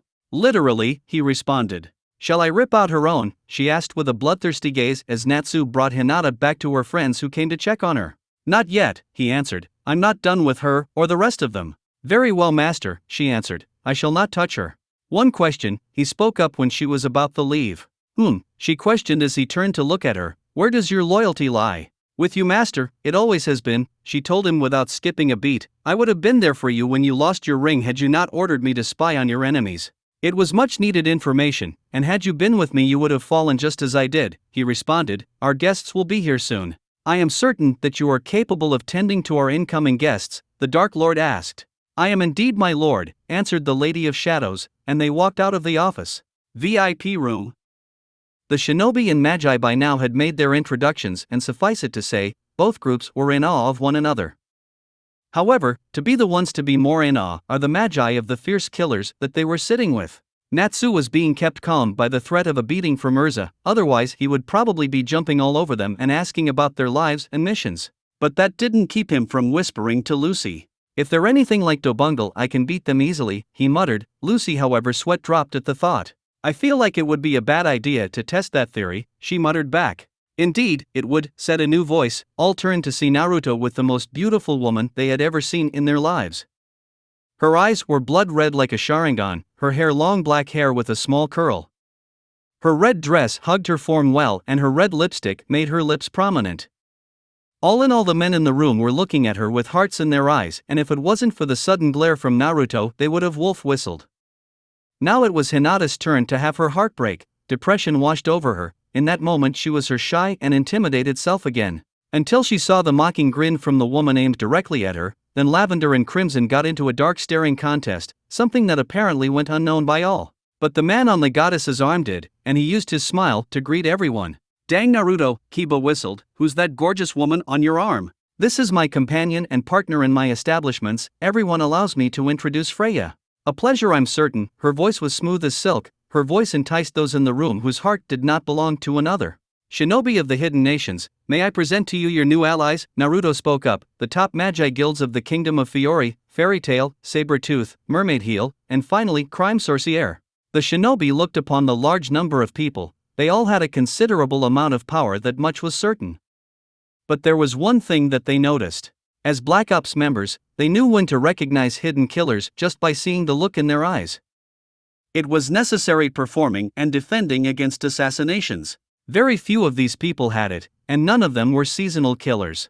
I am happy to welcome our guests, Niji said politely, however I must ask, do they realize what they are signed up for? Don't worry young man, Makarov answered, I assure you that we are. Now this was a man they could respect, his eyes held true power in them, yet a kindness similar to their third Hokage. A man with incredible knowledge and power, yet was an inspiration to all he came into contact with. He was a grandfather figure to the children in the village and wise counsel to those who needed it. Alright then, Shikamaru with his arm around Tamari, do we want to discuss business now or later? Naruto interrupted, pleasure first my friends, I have already paid the expenses for the whole week. I want you all to have as much fun as possible while we are here. Enjoy your time here as much as possible. I have it on good authority that Madara and his bright lord companion won't attack yet. Enjoy these final moments of peace, Naruto said with a sober voice. I must attend to other matters, but I shall be back in 3 days. You're leaving again, brother? Natsumi whined, she just got him back, she didn't want to see him leave again. Naruto smiled softly. Sorry sis, he said as he walked up to her and put his hands on your shoulder. I have to take care of a few things, but once it is dealt with and I will be back in just a few days. Whenever you miss me, just think about this. He held up the necklace he gave her, and this. He held her hand up where her ring, the silver, ruby-eyed fox, it glowed slightly and she smiled. Hinata saw this though and recognized the ring, a gift from Anatar. What did Naruto mean? I leave you in all Freya's very capable hands, he said with a smile before walking out. Freya then let out a smile. So, tell me about yourselves. Outside. A group of people were walking outside, laughing and holding onto each other in order to stay standing in their drunken state. In that moment, however, they witnessed a flash of fire which shone into the sky and flew across the sky, toward the bending nations. Omashu, Audio Machine, Kingbreaker, Decimus Epic Choral Orchestral. The siege of Omashu was unbreakable. 5 times the forces of Omashu attempted to break through, but their soldiers could not match the ferocity of the mighty Uruk-hai, and the Earthbenders were beaten back by the Dark Sorcerers and the Firebenders. Though it didn't help that the army they were facing was mostly comprised of flesh-eating monsters. Amongst that army, the Witch King was standing on a small hill alongside Azula and her entourage, his strategic mind going through every scenario possible for what might occur. That is until a massive flaming eye appeared behind him. From the flaming eye materialized his lord and master, the Dark Lord Sauron. The entire group dropped to one knee swiftly before the dark armored being. The Fire Legions did not miss this fact and looked upon the newcomer in awe. If Angmar and their Fire Lord knelt before this titan, what kind of power must he have? Rise, my friends, Sauron spoke, his voice freezing the blood of the Firebenders. What is the status of the siege? My lord, the siege stays strong, yet they have not surrendered, Angmar responded. We do not have long before the Avatar comes seeking aid, Sauron said as he walked toward the long road that leads to Omashu. I will deal with them myself. As he walked up the hill, the Dark Army caught sight of them and they roared in triumph. They were getting tired of this siege and needed blood to spill. Zadashu Snaku Ziggur, one of the Uruks shouted. Upon hearing this, Sauron felt his confidence and power swell. His power grew even more as the entire army began to roar in bloodthirsty chants.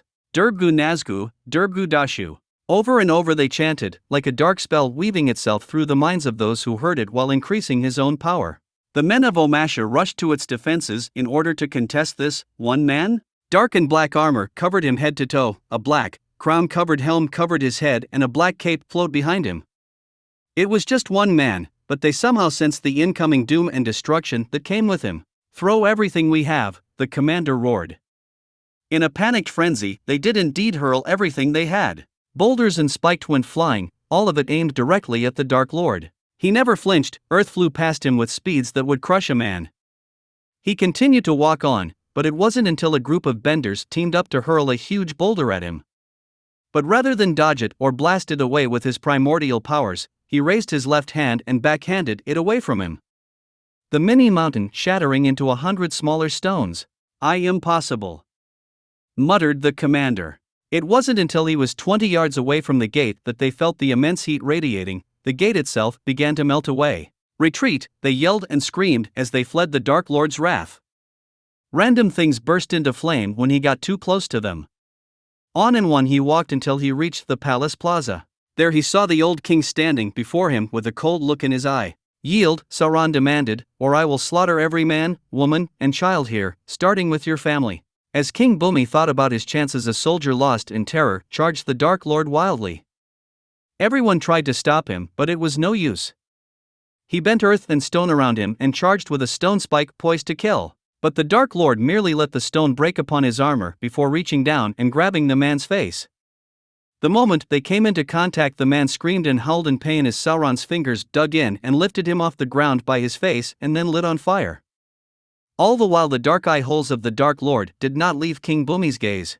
Bumi, however, and the rest watched in horror as the soldier was burnt to a husk before their very eyes, just by this titan merely touching him. Sauron snarled, "Yield."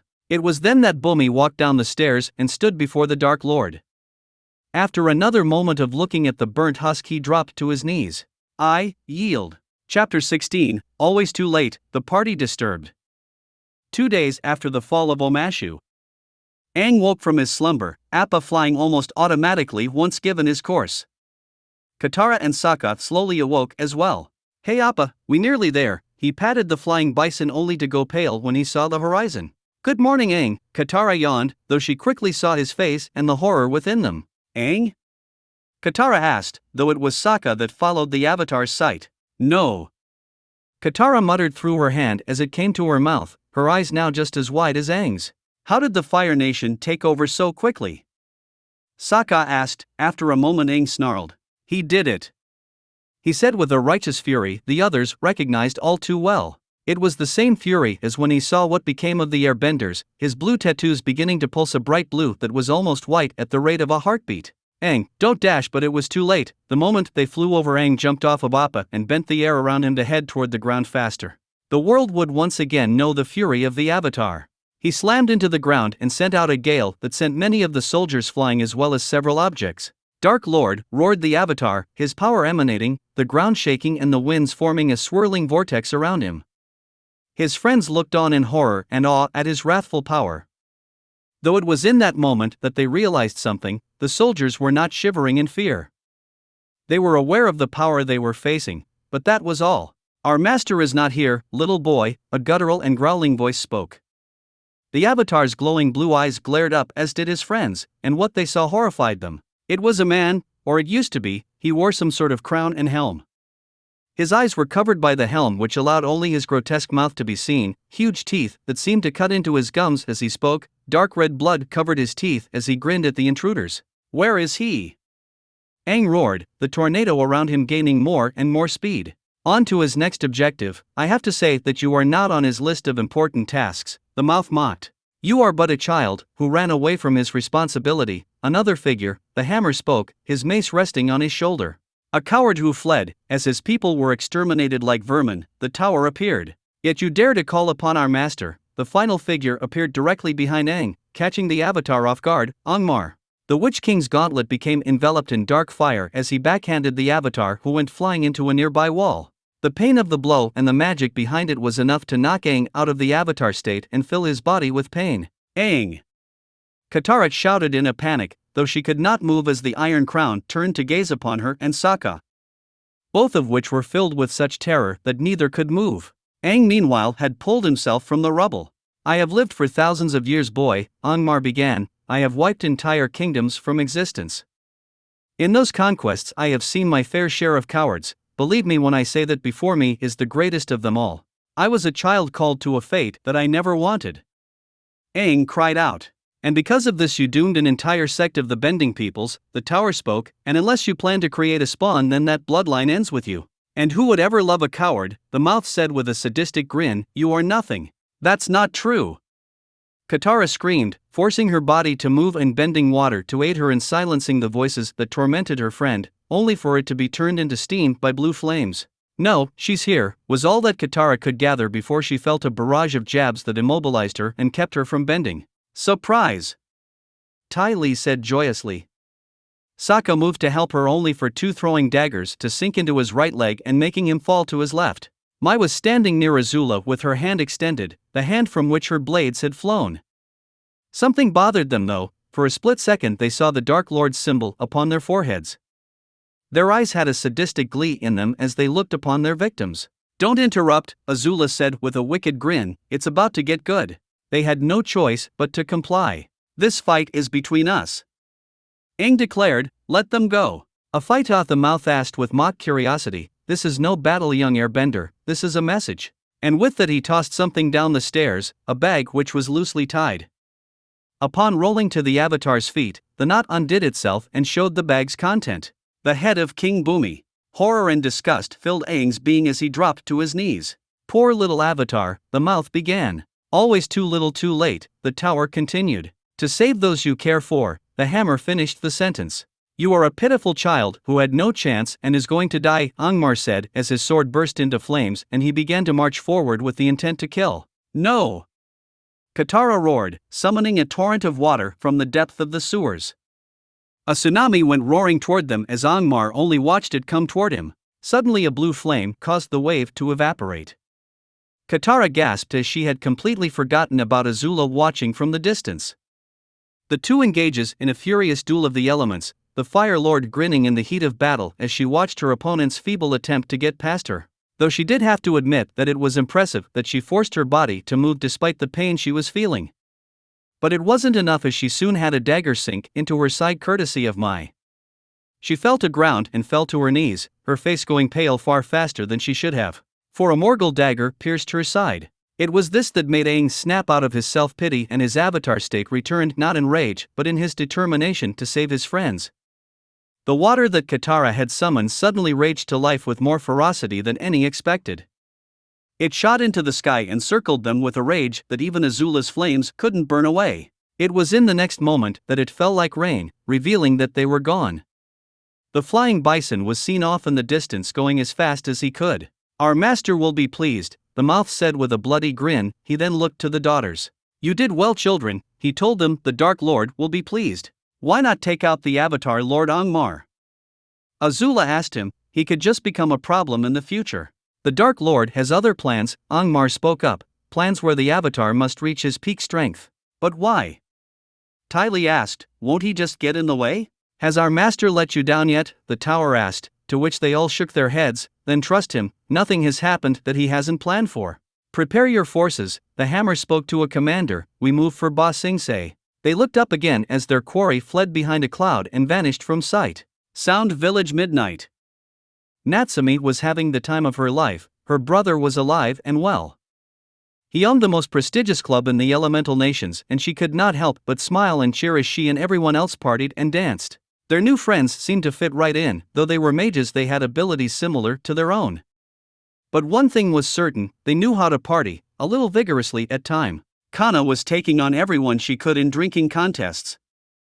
Gray and his brother were both drinking and socializing or getting dragged onto the dance floor, much to Juvia's distaste of course. All of them were truly having a wonderful time, but they had to admit their most appreciated guest would have to be Natsu. For some reason he reminded them of the way their friend used to be, kind, goofy, over the top. A real knucklehead. It made them long for their old friend to come back already. He hadn't been able to hang out with them since he returned from the grave. But they couldn't blame him. After all, he was a busy man and had been through so much. Hinata was deep in thought about her hero from a couple nights ago and wondered if they could have been brothers. But either way, she felt the need, the urge, to speak to Naruto of what she unknowingly did. "What's wrong, Hinata?" asked Sakura. She and Ino had come to check on her. "Why aren't you dancing?" Ino asked. Hinata sighed and looked into the eyes of the Hokage's heir. "I want to see Naruto." She saw Sakura and Ino's eyes lose their light for a moment as they too thought of what they had done. Admittedly, it turned to be a fake, but still they watched the life of their friend leave him and his blood on their hands. "I know, Han." Ino held her hand. "I want to as well, explain myself and apologize." "How do we begin?"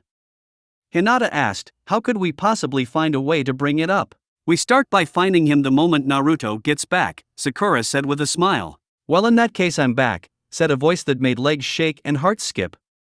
They quickly whipped around to see that their friend had indeed returned and was standing there with a hand in one pocket and a glass of whiskey in the other.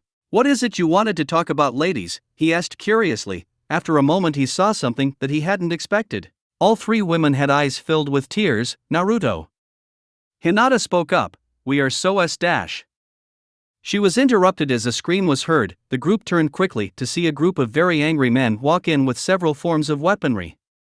They blocked the entrances and forced the crowds to quiet down. "Really slow motion music, snowblind. Where's the bastard that owns this shit?" one thug roared.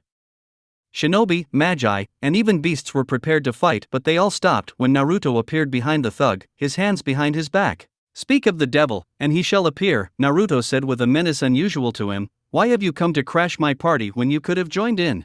You bastard!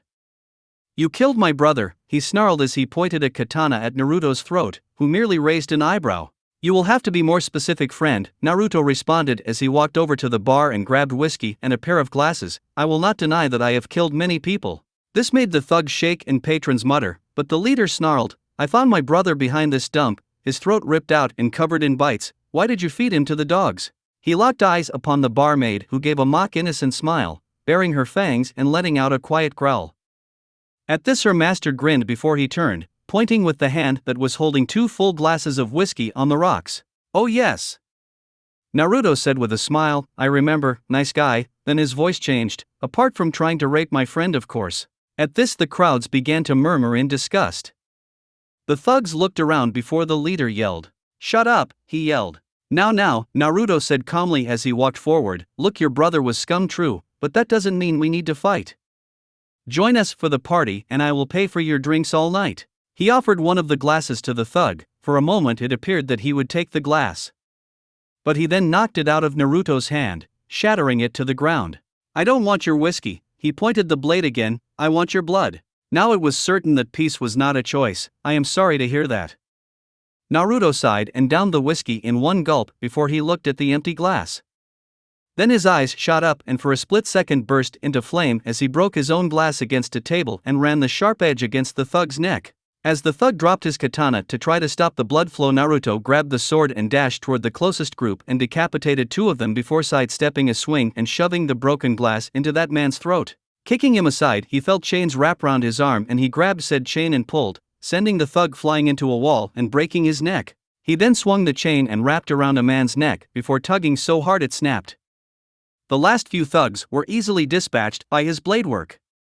He ducked one swipe and unzipped the man's guts, another lunged with a pole only for Naruto to cut through it, and him. The last four all suffered from strikes so fast that only an Uchiha would have a chance to see them. Everyone looked on in awestruck horror at his skill. He had ended them without a single wound. The shinobi was in awe of their long-lost friend. He moved as graceful as a hyuga, but the ferocity of Might Guy. Natsumi and the others were in awe.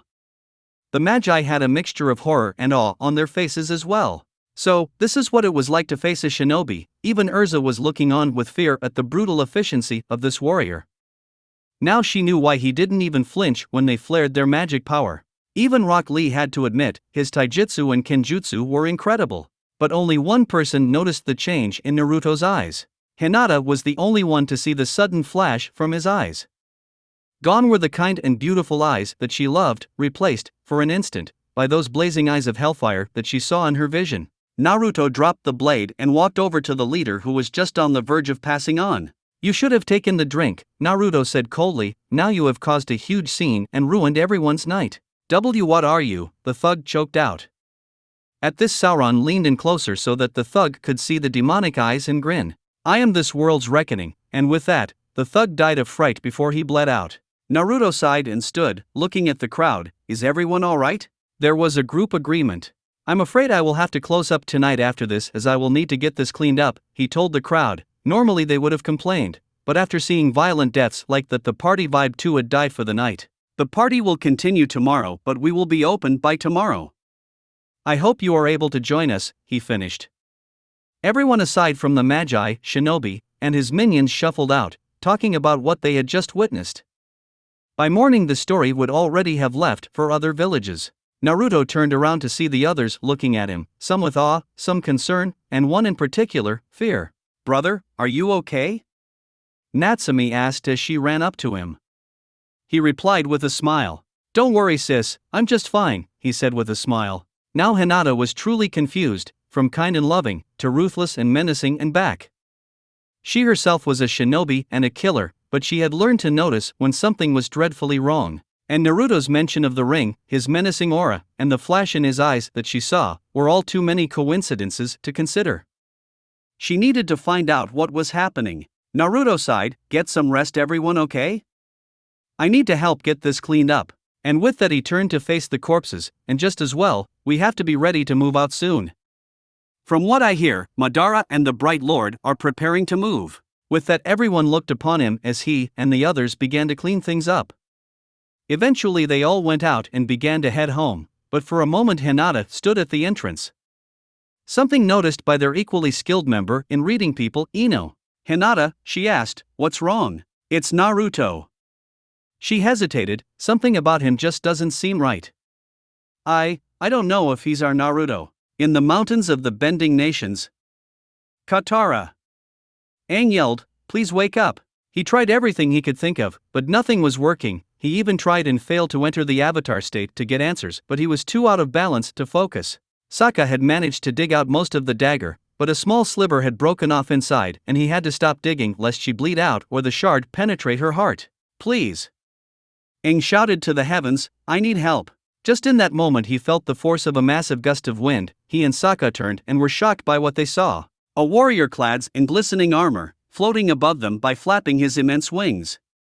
He came to a landing and rushed forward, his wings vanishing as he ran. Aang and Sokka were too in shock to stop him as he knelt before Katara and began to look her over. It was then he began to chant in an unknown language and a bright light glowed from his hand. They watched in awe as she began to breathe normally once more and her color returned to her face. Aang and Sokka sighed in relief. Thank you.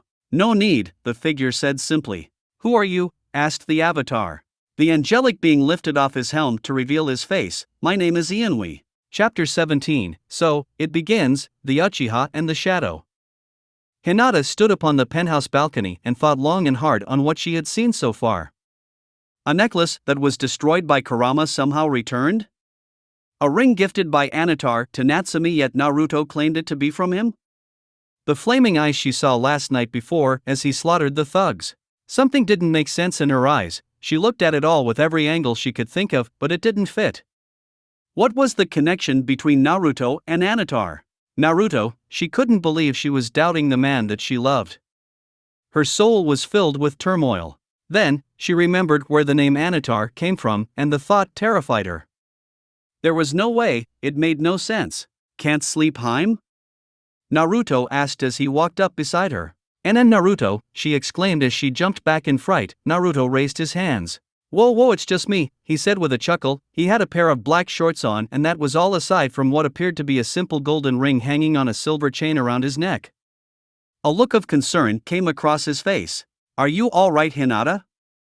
Last night still on your mind? He asked her concerned. With this all she could think to do was nod. She did not dare speak.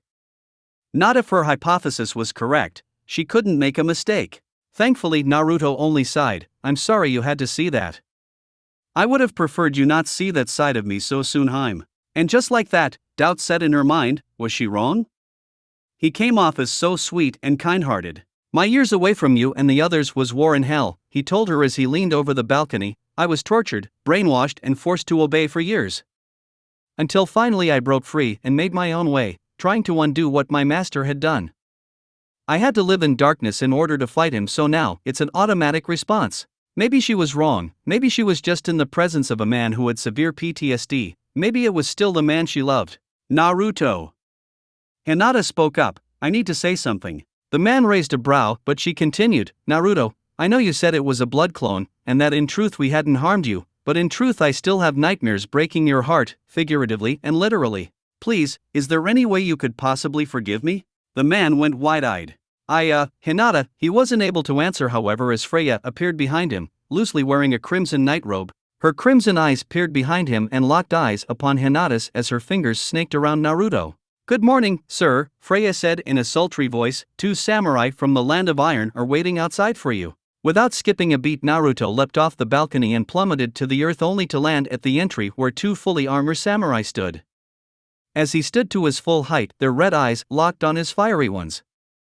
Knowing they could not kneel before their lord and master in his human form lest they expose him, they settled for a respectful bow. What news do you have for me? He asked them. My lord, the leader of the group said, Ba Sing Se is the only city left to fall. Furthermore, the shinobi forces are ready to march upon the Akatsuki and the Bright Lord. With this the samurai gave him a scroll. Sauron looked at it and then nodded.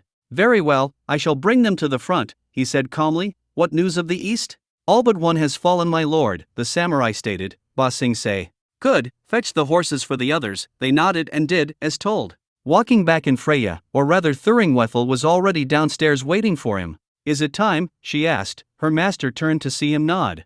The war has begun, my old rival has made his move, he said. It's time to see what the Bright Lord has in plan. It was in the moment when the shinobi and magi were waking up. They woke to find that several of Naruto's employees knocking on the door and calling upon them downstairs. Minutes later, all were at the front of the building to find Naruto within his armor once more astride a black horse. It's time to go, he told them as he pulled up his hood. I have horses for each of you. At this moment, they saw the menacing samurai come around the corner with the other steeds. Few of this group had only seen these fierce warriors, only the Dark Lord's black Numenorean knights bestowed such fear upon their souls.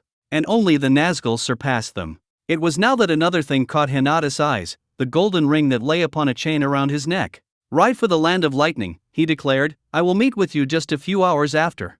Land of Lightning.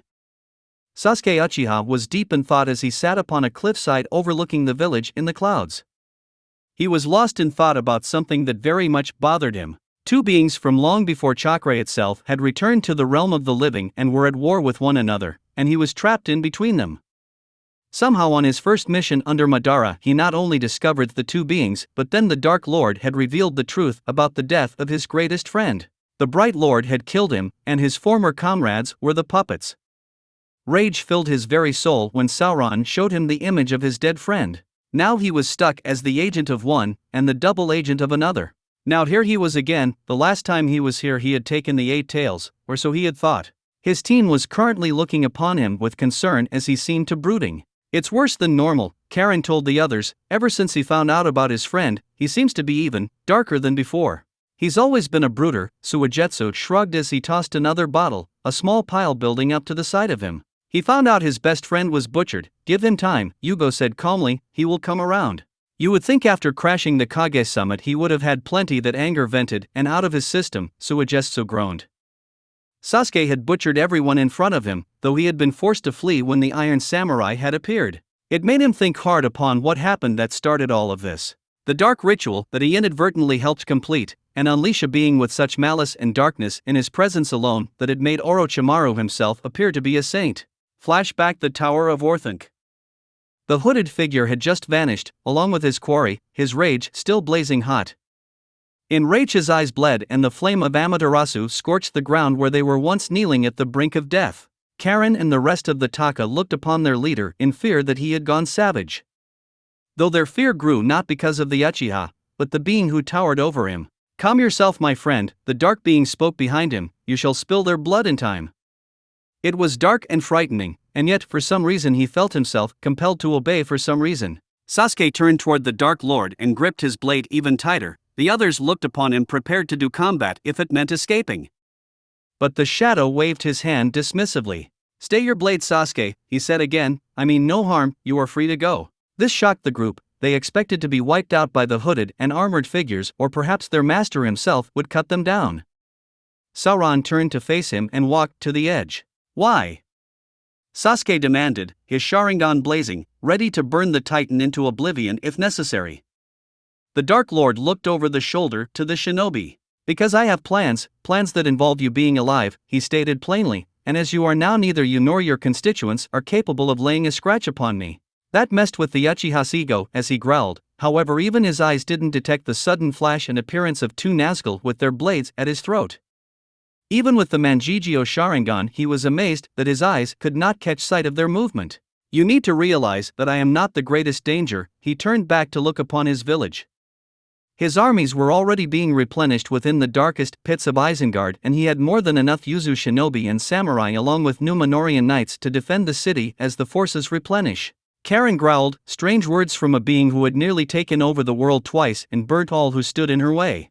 At this the Nazgul hissed dangerously, and the shadow actually turned around to face not the Uchiha, but secretly his cousin. As if his armor were made of ash or dust, it blew away, reveal a smaller man. A man who was far more fair and handsome than they had expected to be underneath the dark and terrible armor stood in his place. Though he still was taller than most men, his presence seemed to change from an air of terror and malice to that of peace and friendship. You know who I am? Sauron said in a silky smooth voice that was so contrast to the one he used moments ago. That I do, she said with a voice of fear, though she swallowed and began, Antar, the Lord of Gifts, the Great Deceiver, the Lord of Wolves, the Shadow, the Dark Lord, Sauron. The man before them chuckled, you have done your homework, my dear. She looked upon the man who she knew could kill her in an instant with a healthy degree of fear that only increased given her sensory ability. Despite his fair appearance she could feel his shadow and malice under the surface. My family used to share the stories before I. She was shocked to feel a pleasant warmth cover her as he placed a hand upon her shoulder. Before they were taken from you, and you were treated so horribly, he said with a softness she didn't expect, I am truly sorry for what has been done to you. He turned to look upon Yuzugakure, you don't have to be alone any longer, you have a home among your people should you ever want. Enough of this, Sasuke snarled. Yugo and Suigetsu were readying for battle. What do you want? Sauron turned toward him. I already have what I want. The question, my friend, he waved a hand as he walked toward the Uchiha. The Nazgul lowered their blades and stepped back. What do you want? Sauron asked. Money? Power? Wealth? Revenge? Sasuke's eyes widened. Oh, I saw your rage once you were enlightened of the fate of your friend's fate. Sauron stopped in front of him. Don't you want to see justice done to those who cut him down? The village that trained the ones who cut him down. The Dark Lord turned, a sinister grin upon his face. It seems that village has done nothing but take and take from you, my friend. Surely a little retribution is required. Perhaps you would like to ensure that? Sasuke growled, more than anything. Chapter 18, The Shinobi Forces, Burning Light and Consuming Shadow. Riding upon horseback allowed them to move quickly and without the having to rest from their own exhaustion. Gone were the beautiful gowns and sleek suits, now replaced by their menacing ANBU armor, their masks on their belts and their half-masks raised above their nose. The samurai rode around them as a guard from attackers. In truth, however, after dealing with samurai from the maelstrom, they were wary, but if Naruto trusted them, it was enough. For hours they rode. It was amazing what a well-bred steed was capable of. In what seemed like no time at all they stood at the gates of lightning. At those gates were 6 individuals. Each of them wore the robes of Kage, fire, water, cloud, wind, earth, and one other, a similar mark that made their hearts freeze. The Maelstrom's shadow stood there, his long red hair and purple eyes evident in his features. In a split moment their hands reached for their blades. However, in that same moment Anko's voice came in over their radio sets. "Don't even think about it," she snapped. "It won't do you any good." "Viper?" Kiba asked. "What the hell is going on? Why are they here?" "It appears they are here to help in the fight against Madara, and before you say anything I already told the Hokage." However, she sent Kakashi, who did not find a single bit of evidence for what we went through. Not even his Sharingan could prove our case. She and the other Kage have made the assumption that what happened to us was real, the location was an illusion. But that doesn't make any sense. Sakura growled quietly. "We were paraded through the crowds." "I don't have the answers," Anko responded. "All I know is that if you pull your blades, this alliance will crumble and we won't know what they are doing here. All we can do right now is wait for them to make a mistake." With frustration they sheathed their blades and removed their thoughts of violence from their minds. Riding up to their Hokage, they dropped from their steeds and knelt before their fire shadow. "Welcome, my ANBU," she said. "Are you prepared to return to the fight?" "Yes, Lady Hokage," they shouted in unison, and in that moment their new headbands landed before them. "Welcome to the allied shinobi forces," she told them. They picked them up to their new bands say shinobi. Placing it upon their heads, they stood to their full height as the Raikage spoke again, this time to the Magi. "Welcome to the land of the lightning. From here we shall go forth to challenge Madara. It will be a pleasure to help. This Madara jeopardizes our people as well." Urza spoke up. "We take up arms to defend our family." An older voice spoke up. So now I understand what my 2 brethren Marinatar and Romastamo were doing. They looked to see that White Council had come out of the gates to greet the warriors who barely escaped the Dark Lord. But he and the other 2 were locked upon the Magi who had come to their aid. Levi gasped. "The White Council." Being the bookworm, it was easy to see who stood before them. It seems their mission was not without success, for they created a powerful bloodline indeed, he said with a smile. "Who are you supposed to be, Gramps?" Natsu asked belligerently, only to get smacked over the head by Urza. "Manners," she barked, then stepped forward to bow to the White Council. "Forgive him, he is one of our more easily excited members. My name is Urza Scarlet, I am the leader of Team Fairy Tail." At this moment Jura stepped forward. "Jura Nikis, leader of Team Lamia Scale, it is a pleasure to be in the presence of legends." Sting stepped forward speaking with a serious and humble tone. "I am Sting of Team Sabretooth, I look forward to fighting alongside you." "Kagura Mikazuchi, leader of Team Mermaid Heel, my blade rises against your enemies." Kagura introduced herself. Mithrandir smiled. "A pleasure to meet you, Wizards of Fiore, my name is Gandalf. It is good to see there are so many gifted with the skills of magic. It is a pleasure to see you have you join the fight." The Raikage spoke up. "Let me show you around the village and those you will be fighting beside." Mulan OST, Shan Yu.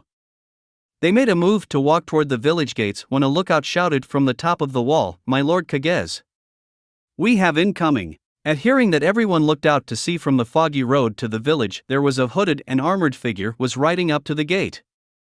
While the Leaf Shinobi and secretly the Mist recognized the warrior, none others knew who was under the hood. He stopped upon his massive steed and his hood concealed his face, his black armor with the bladed bracers glistening against the light. His clawed gauntlets flexed as they held firmly the beast's reins. The White Council grew fearful as this appeared to be a Nazgul, though they did not sense the black breath nor any other foul thing from him. "It's the Black Hand," shouted the guard. In that instant cloud, sand, and stone shinobi appeared and surrounded the Black Hand who had stepped down from his steed. As he stood to his full height, a hand raised, as if he were going for the sword on his back. The shinobi blades came closer as if in warning. The hand, however, did not stop until his changed course for his hood. For the first time to the shinobi world, he lowered his hood and revealed the face of Naruto Uzumaki. Naruto OST, wandering. A sober face upon his visage. I come to aid the lands of the shinobi. Hey Naruto, Natsu said, walking up to him and shoving past the wary guards. Long time no see. Naruto smiled. Natsu, I take it y'all have enjoyed the company of the shinobi? Yeah. They're an awesome bunch, right? Happy, the Dragon Slayer asked his friend. The cat flew up and shot his front paws up in the air like he was cheering. Aye sir, he shouted. Gray chuckled and walked forward. Did you have to scare the poor guys though? Naruto looked to the guards who were unsteady and confused. He then let out his signature grin. Sorry guys, he chuckled nervously as he scratched the back of his head, force of habit. Sakura could not help but smile. She knew better, but there were moments that she saw the old knucklehead she never knew she actually missed. She knew the tales of the Black Hand, and if half of them were true then he had done, then he was even more menacing than Orochimaru himself. But for now, with that smile, he was their knucklehead again. Surprisingly, it was Kankuro, the temporary Kazekage, since his brother had vanished. Naruto, he said in surprise, is that really you? Hey Kankuro, long time no see. Naruto said with a smile. Where have you been all these years? He snapped. Gaara is gone and we're going to war. Well, I actually have news about that, he said with a gentle smile. He opened his mouth and began to explain. Up in the mountains moments ago, Sasuke's blood was boiling. The man who had saved those who had cut down his best friend was down there. He stood there in broad daylight, mocking him. And now he stood on the side of his enemy. He would pay, this bastard would pay. The others saw this on his face and grew worried. Oh. Suigetsu, I know that look. Sasuke, please don't do it, Karin begged. But he was too far gone and his eyes blazed with the power of the Sharingan. Within moments he was rushing down the mountainside and charging toward his enemy. His hands weaving hand signs for his flame jutsu. Fire style, fireball jutsu, he roared. A large gust of flames launched toward them. The ninja prepared to weave their own hand signs and repel the attack. However, it was Naruto who reacted first. With a wave of his arm behind him, an enormous wall of stone appeared behind him, taking the brunt of the attack. All could only gasp in shock as they witnessed their friend perform what appeared to be earth style, but there were no hand signs. To the Magi, they thought it appeared to be earth magic, but there was no sigil. Sasuke watched to see the wall crumble away, the figure standing behind it. His hood raised and his sword held in his right hand. Sasuke's Sharingan blazed in rage as he looked at the fanged grin taunting him. He dashed forward with his full speed with the intent of slicing them in half. His blade was covered in lightning, little streaks reaching out onto the road as he ran. All that anyone caught on is the sudden clash of metal. The ground shook and cracked as the two powers met, both refusing to give ground. It was in that moment that the Magi witnessed the martial skills of shinobi. Their blades crossed and slashed in an effort to defeat the other. However, in a moment that Sasuke's rage distracted him, his chin caught a knee strike so hard it sent him flying. Sasuke then felt several strikes sending him higher and higher into the air before he looked up to see the figure over him and sending a heel strike into his gut. He vomited blood and bile as he was sent crashing down into the earth, a small crater forming where he landed. The Black Hand landed over Sasuke, standing over him triumphantly, his blade now sheathed and his clawed gauntlets flexing dangerously. Now everyone finally got a glance at how menacingly powerful Naruto had become. To the Magi, they were in awe at the martial skill, so this was how shinobi fight.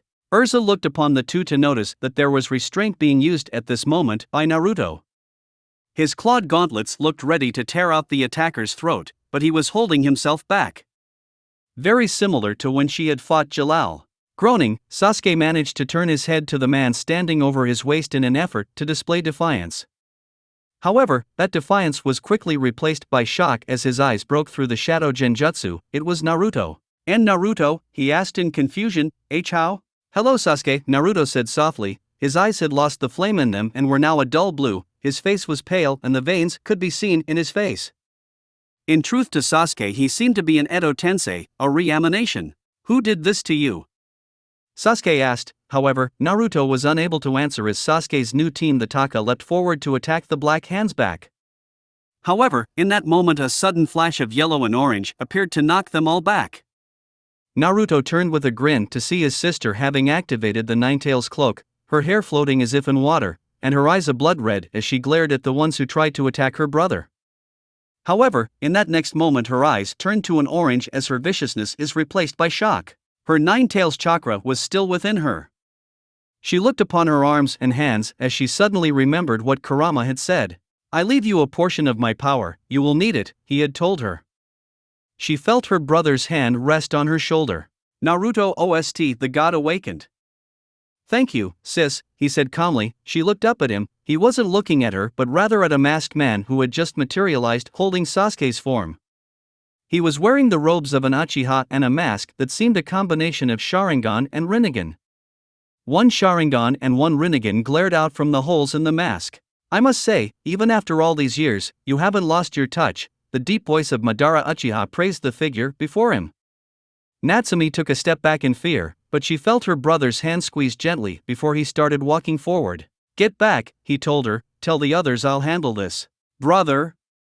She protested, but he cut her off. "Please, little Rose," he said softly. After a moment she nodded and leapt back. As she did, she stopped the others from intervening. It was clear this was not a moment of battle, but rather a demonstration of strength. But what they did not know was that this was a confrontation of old foes. "It's been too long, Bright Lord," he mocked. Sure enough, in the Wraith realm a ghostly figure appeared. His face wrinkled and worn like that of a corpse. Blazing blue light in his eyes. "How did you survive?" Celebrimbor asked the Dark Lord. Naruto's blue eyes were then replaced by the blazing fire of Sauron. "You more than anyone should know that I cannot be destroyed," Sauron said, his grin easily seen by both the Bright Lord and Madara. It was in this moment, hearing that voice, seeing those eyes, that they knew the truth. Karen's eyes widened and she took a step back in fear upon realizing just how much he was playing the entire world. She had heard the stories, but to see it herself. "It matters not," the Elf Lord brushed it aside. "3 times I have bested you. What hope do you have against me?" A dark chuckle escaped the hooded figure's throat. "Foolish elf, had I come at you with full strength nothing would have remained of what I had built, nor the realms I seek to bring order to," Sauron told him. At this both Madara and Celebrimbor began to chuckle. Suddenly 10 figures slammed into the ground behind them, kicking up dust and debris. When it had settled, 8 small red forms of the tailed beasts stood there, all snarling at the hooded man. Behind them were open coffins revealing the Akatsuki's dead forms, ready to be reanimated. "Be that as it may, do you really think you stand a chance against us all?" Madara asked him. Celebrimbor chose to mock a bit more. "A lone shadow against the might of the Bright Lord.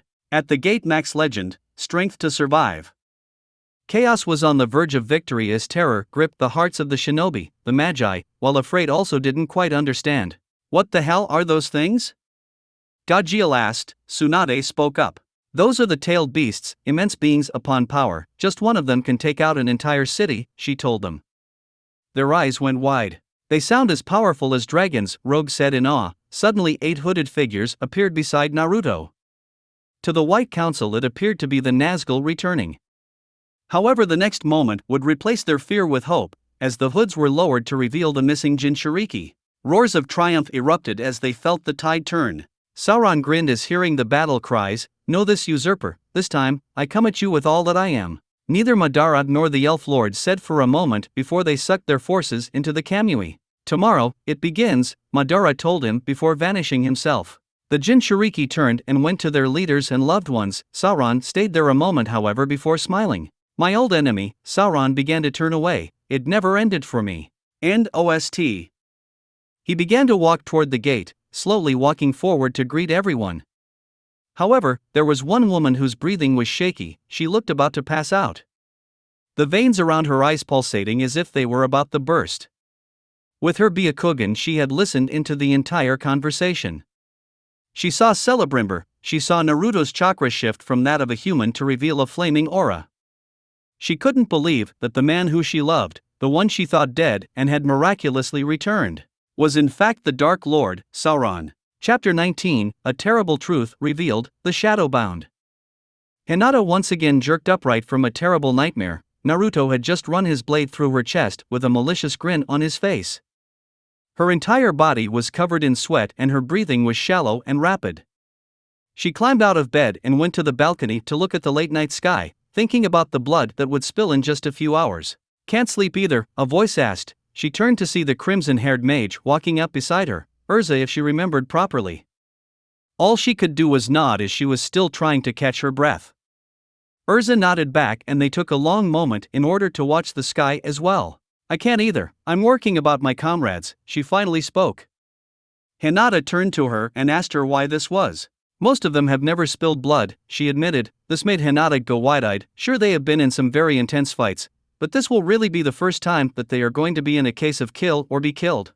Hinata grew concerned. How do they expect to handle it then? If they don't, then they will be cut down quickly and violently. Urza sighed. "I know, but all of us agreed, we could not let people suffer when we could do something. It's how we do things." Hinata looked at her ally with a surprised but impressed look. She reminded her of Naruto in a way. He could never turn away from someone needing help. The Naruto she knew and loved anyway. Her visage darkened and grew in depression. Urza saw this and placed a hand on her shoulder. "Don't worry," she said with a smile, "we'll do our part, you have my word." Hinata looked up at her and mustered the best smile that she could. "Right." Urza turned to look at the moon again. Meanwhile, Hinata went back to thinking on what she had said. But Naruto was even more on the brain. She couldn't believe that the man she had grown to admire and love, even sacrifice herself for him, was in fact one of the darkest and most terrible forces ever to walk the earth. On top of that, he was holding a grudge for what they had done to him while they were mind-controlled. She knew that she would be no match for the Dark Lord, and she also knew that it would be hard if not impossible to convince the others what she knew. To make matters even more difficult, the war that was on the horizon was something that would allow Sauron to stay in the shadows while they focused on the forces of Madara and Celebrimbor. Eventually exhaustion began to take her, and so she decided to try again to sleep. The next morning, the army had assembled, their morale bolstered by Gaara's speech, a great fire in their hearts. What pushed them even more so was the fact that the legend known as the Black Hand was standing by their side. He had been given control of the samurai forces along with the Jinkyuriki and Magi. After the speech, the time came for them to say farewell to their loved ones. Husbands and wives, brothers and sisters, lovers and friends all either bid their farewells or encouraged each other as they went into battle. He and the other Kage and commanders leapt from the edge and landed among the crowds. He watched them say their farewell, then he started hearing silence and a few mutterings. He turned to smile as Freya had come to bid him farewell. Her beauty enticing to all who gazed upon her. Lucky Naruto, how did he get such a babe? Kiba grunted, not realizing that Hinata had just flinched. Sakura ended up jabbing him in the side and telling the oblivious dog to shut up. Freya with a slow and loving touch reached up and lowered Naruto's hood and plants a kiss upon his lips. The kiss was long and intimate, though not overly intense, everyone like they had been lovers for a long time. However, both of them knew the true reason for such a public display of their affection. The depressed look on Hinata's face said it all. Sakura for one caught sight of this and could not help but worry about her. "My dearest," Freya said lovingly, "how long will you be gone?" "So long as they need me, baby," Naruto responded, "but I shall return as soon as I can." The Magi watched with a more appreciative look. Naruto was only trying to ease the woman's mind. What none of them knew, however, was the fact that they were having a completely different conversation telepathically. "My master," Thuringwethel said almost lustfully, "I wish I could join you in battle. It is tiresome playing the weak damsel." "It will not be long now, my pet," he said outwardly stroking her face, "soon you can quench your thirst to your heart's content. But you know that there is one more thing that you must do." She sighed and nodded, which others took her accepting his promises to return to her alive. "Very well, my lord. How goes the work of our little scientist?" Sauron asked her. She smiled and nodded to his outward question to her to take care of herself. "He has made great progress, my lord," she answered. "Success in many experiments, and your other subordinates have found him." At this, Sauron smiled back to her, outwardly say that she would wait for him. "Excellent, have them take him to Isengard, but this, I entrust you alone with this task," he said, holding her hand.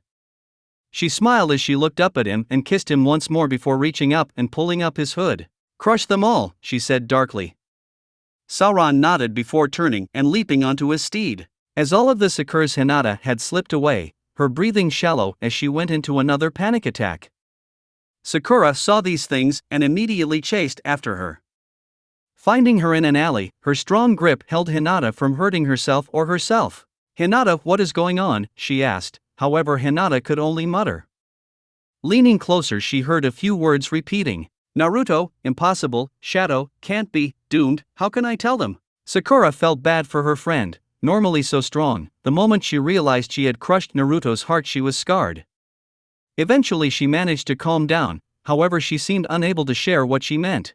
"Hinata," another voice asked. Both looked up to find Natuzumi running up. "What happened, are you okay?" Hinata's eyes widened. She had been so focused on what Sauron could do to them as a whole that she had completely forgotten about the direct influence it would have on Natsumi. It would crush her. In that moment she had taken in too much and she fell into unconsciousness. Sakura and Natsumi caught her and carried her to the hospital wing. However, they had been forced to leave with the army and entrust her to the medical personnel staying in the Cloud Village. The main gate. Naruto OST, Journey to the Front Lines. The White Council watched as Naruto and the others lead the army out.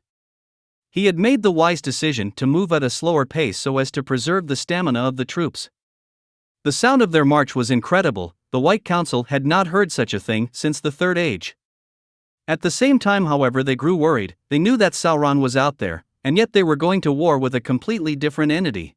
"We put our main focus towards Celebrimbor, and all the while the Shadow hides and prepares to make his move," Elrond said bitterly. The others knew he was right. "We must trust in the power of the shinobi and the magi," Galadriel told them. "It is only then that we can truly take on the Shadow." Gandalf nodded. "I have faith in the power of men. They have united against a common foe and they will find a way to overcome the threats that come their way. If that young man can withstand the power of the Bright Lord, then we are in good hands." First Class OST, Frankenstein's Monster. And so, the days went by. Hinata was constantly being watched and evaluated in the hope she could be sent to active duty. But it seemed that every time the war was mentioned, she would go into another panic attack. At the first opportunity, Mithrandir and Galadriel chose to check on her as Elrond helped in the war room. Hinata was calm in the moment, and when she saw the two walk in, she felt a warmth cover her. Her anxiety was lessened, and she felt her muscles relaxing. "My dear child," Gandalf said in a grandfatherly tone, "what causes you such grief?" Hinata paused for a moment. I don't know what to do." It was in this moment that Galadriel spoke, her voice like a calm sea. "Your mind is toward your friends." Hinata flinched but didn't panic. "You are afraid, not of the war, but the shadow that has yet to reveal itself." Upon seeing her looking down, they knew they were partially right. But Galadriel's eyes went wide. "You fear the shadow, not in fear of the unknown, but fear of what it will do to your loved ones." At this, Gandalf realized what Galadriel meant. The horrified look on Hinata's face confirmed it. 047. "He's among us," Gandalf surmised, "and you know his face." Instinctively her head shook so hard it was as if her neck would snap. She then began to cry. The inner turmoil telling her she needed to tell them, but her heart saying this would betray the man she loves. At this moment Galadriel's voice changed from thoughtful to fearful. They knew the Dark Lord was planning his own battle for dominion, but they had no idea that he was using them as his own pawns. "You must tell us," she stated. "For the sake of all creation you must say who he is." As they thought on it, no one ever escaped the Dark Lord's clutches unless he allowed them. Only by defeating him were they able to rescue Gandalf in Dol Guldur. Judging by her reaction and lack of willingness to tell them, it was rather easy to discover who it was. "Naruto," Gandalf muttered, watching Hinata cry as she nodded, and finally tell them how she had discovered this. The hints, the strange things that didn't make sense, and finally the conversation between Madara and Naruto.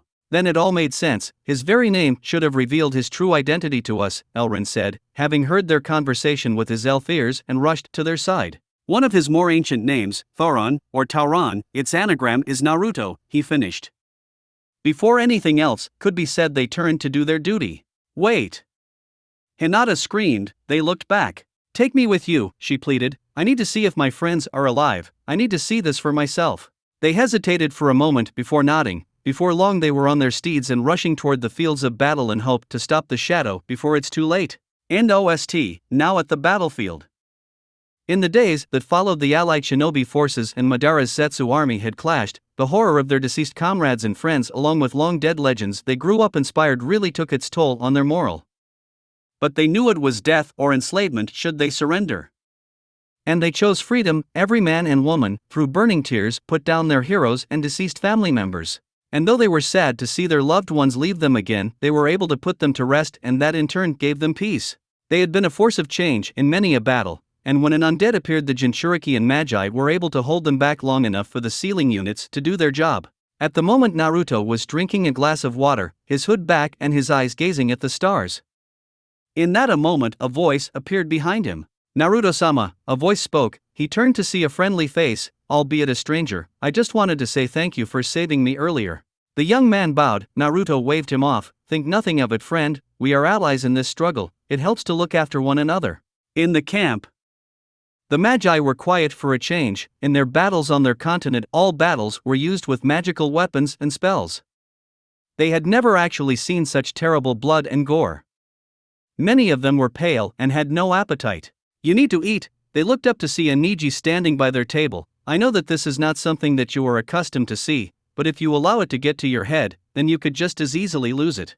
They thought on what he said. Ten came up to them as well. "If Naruto recruited you, however, that means he saw something in you. Something that can help us win this war against evil." "You sound like you almost idolize the guy," Gajeel stated. Tenten's response was to look at Niji. "He has that kind of personality, to inspire you to be better, to not settle to mediocrity and to revolt against tyranny," Niji said with a smile, "to not accept your role as destiny and to fight for something better." Outside, suddenly a flaming blast of white light slammed into Naruto's back. Shielding himself with his arms, he looked to see Mithrandir blasting him with his staff enhanced by his ring of power. Naruto did his best to dodge the blasts, but was soon his square in the chest with a constant stream of holy flame.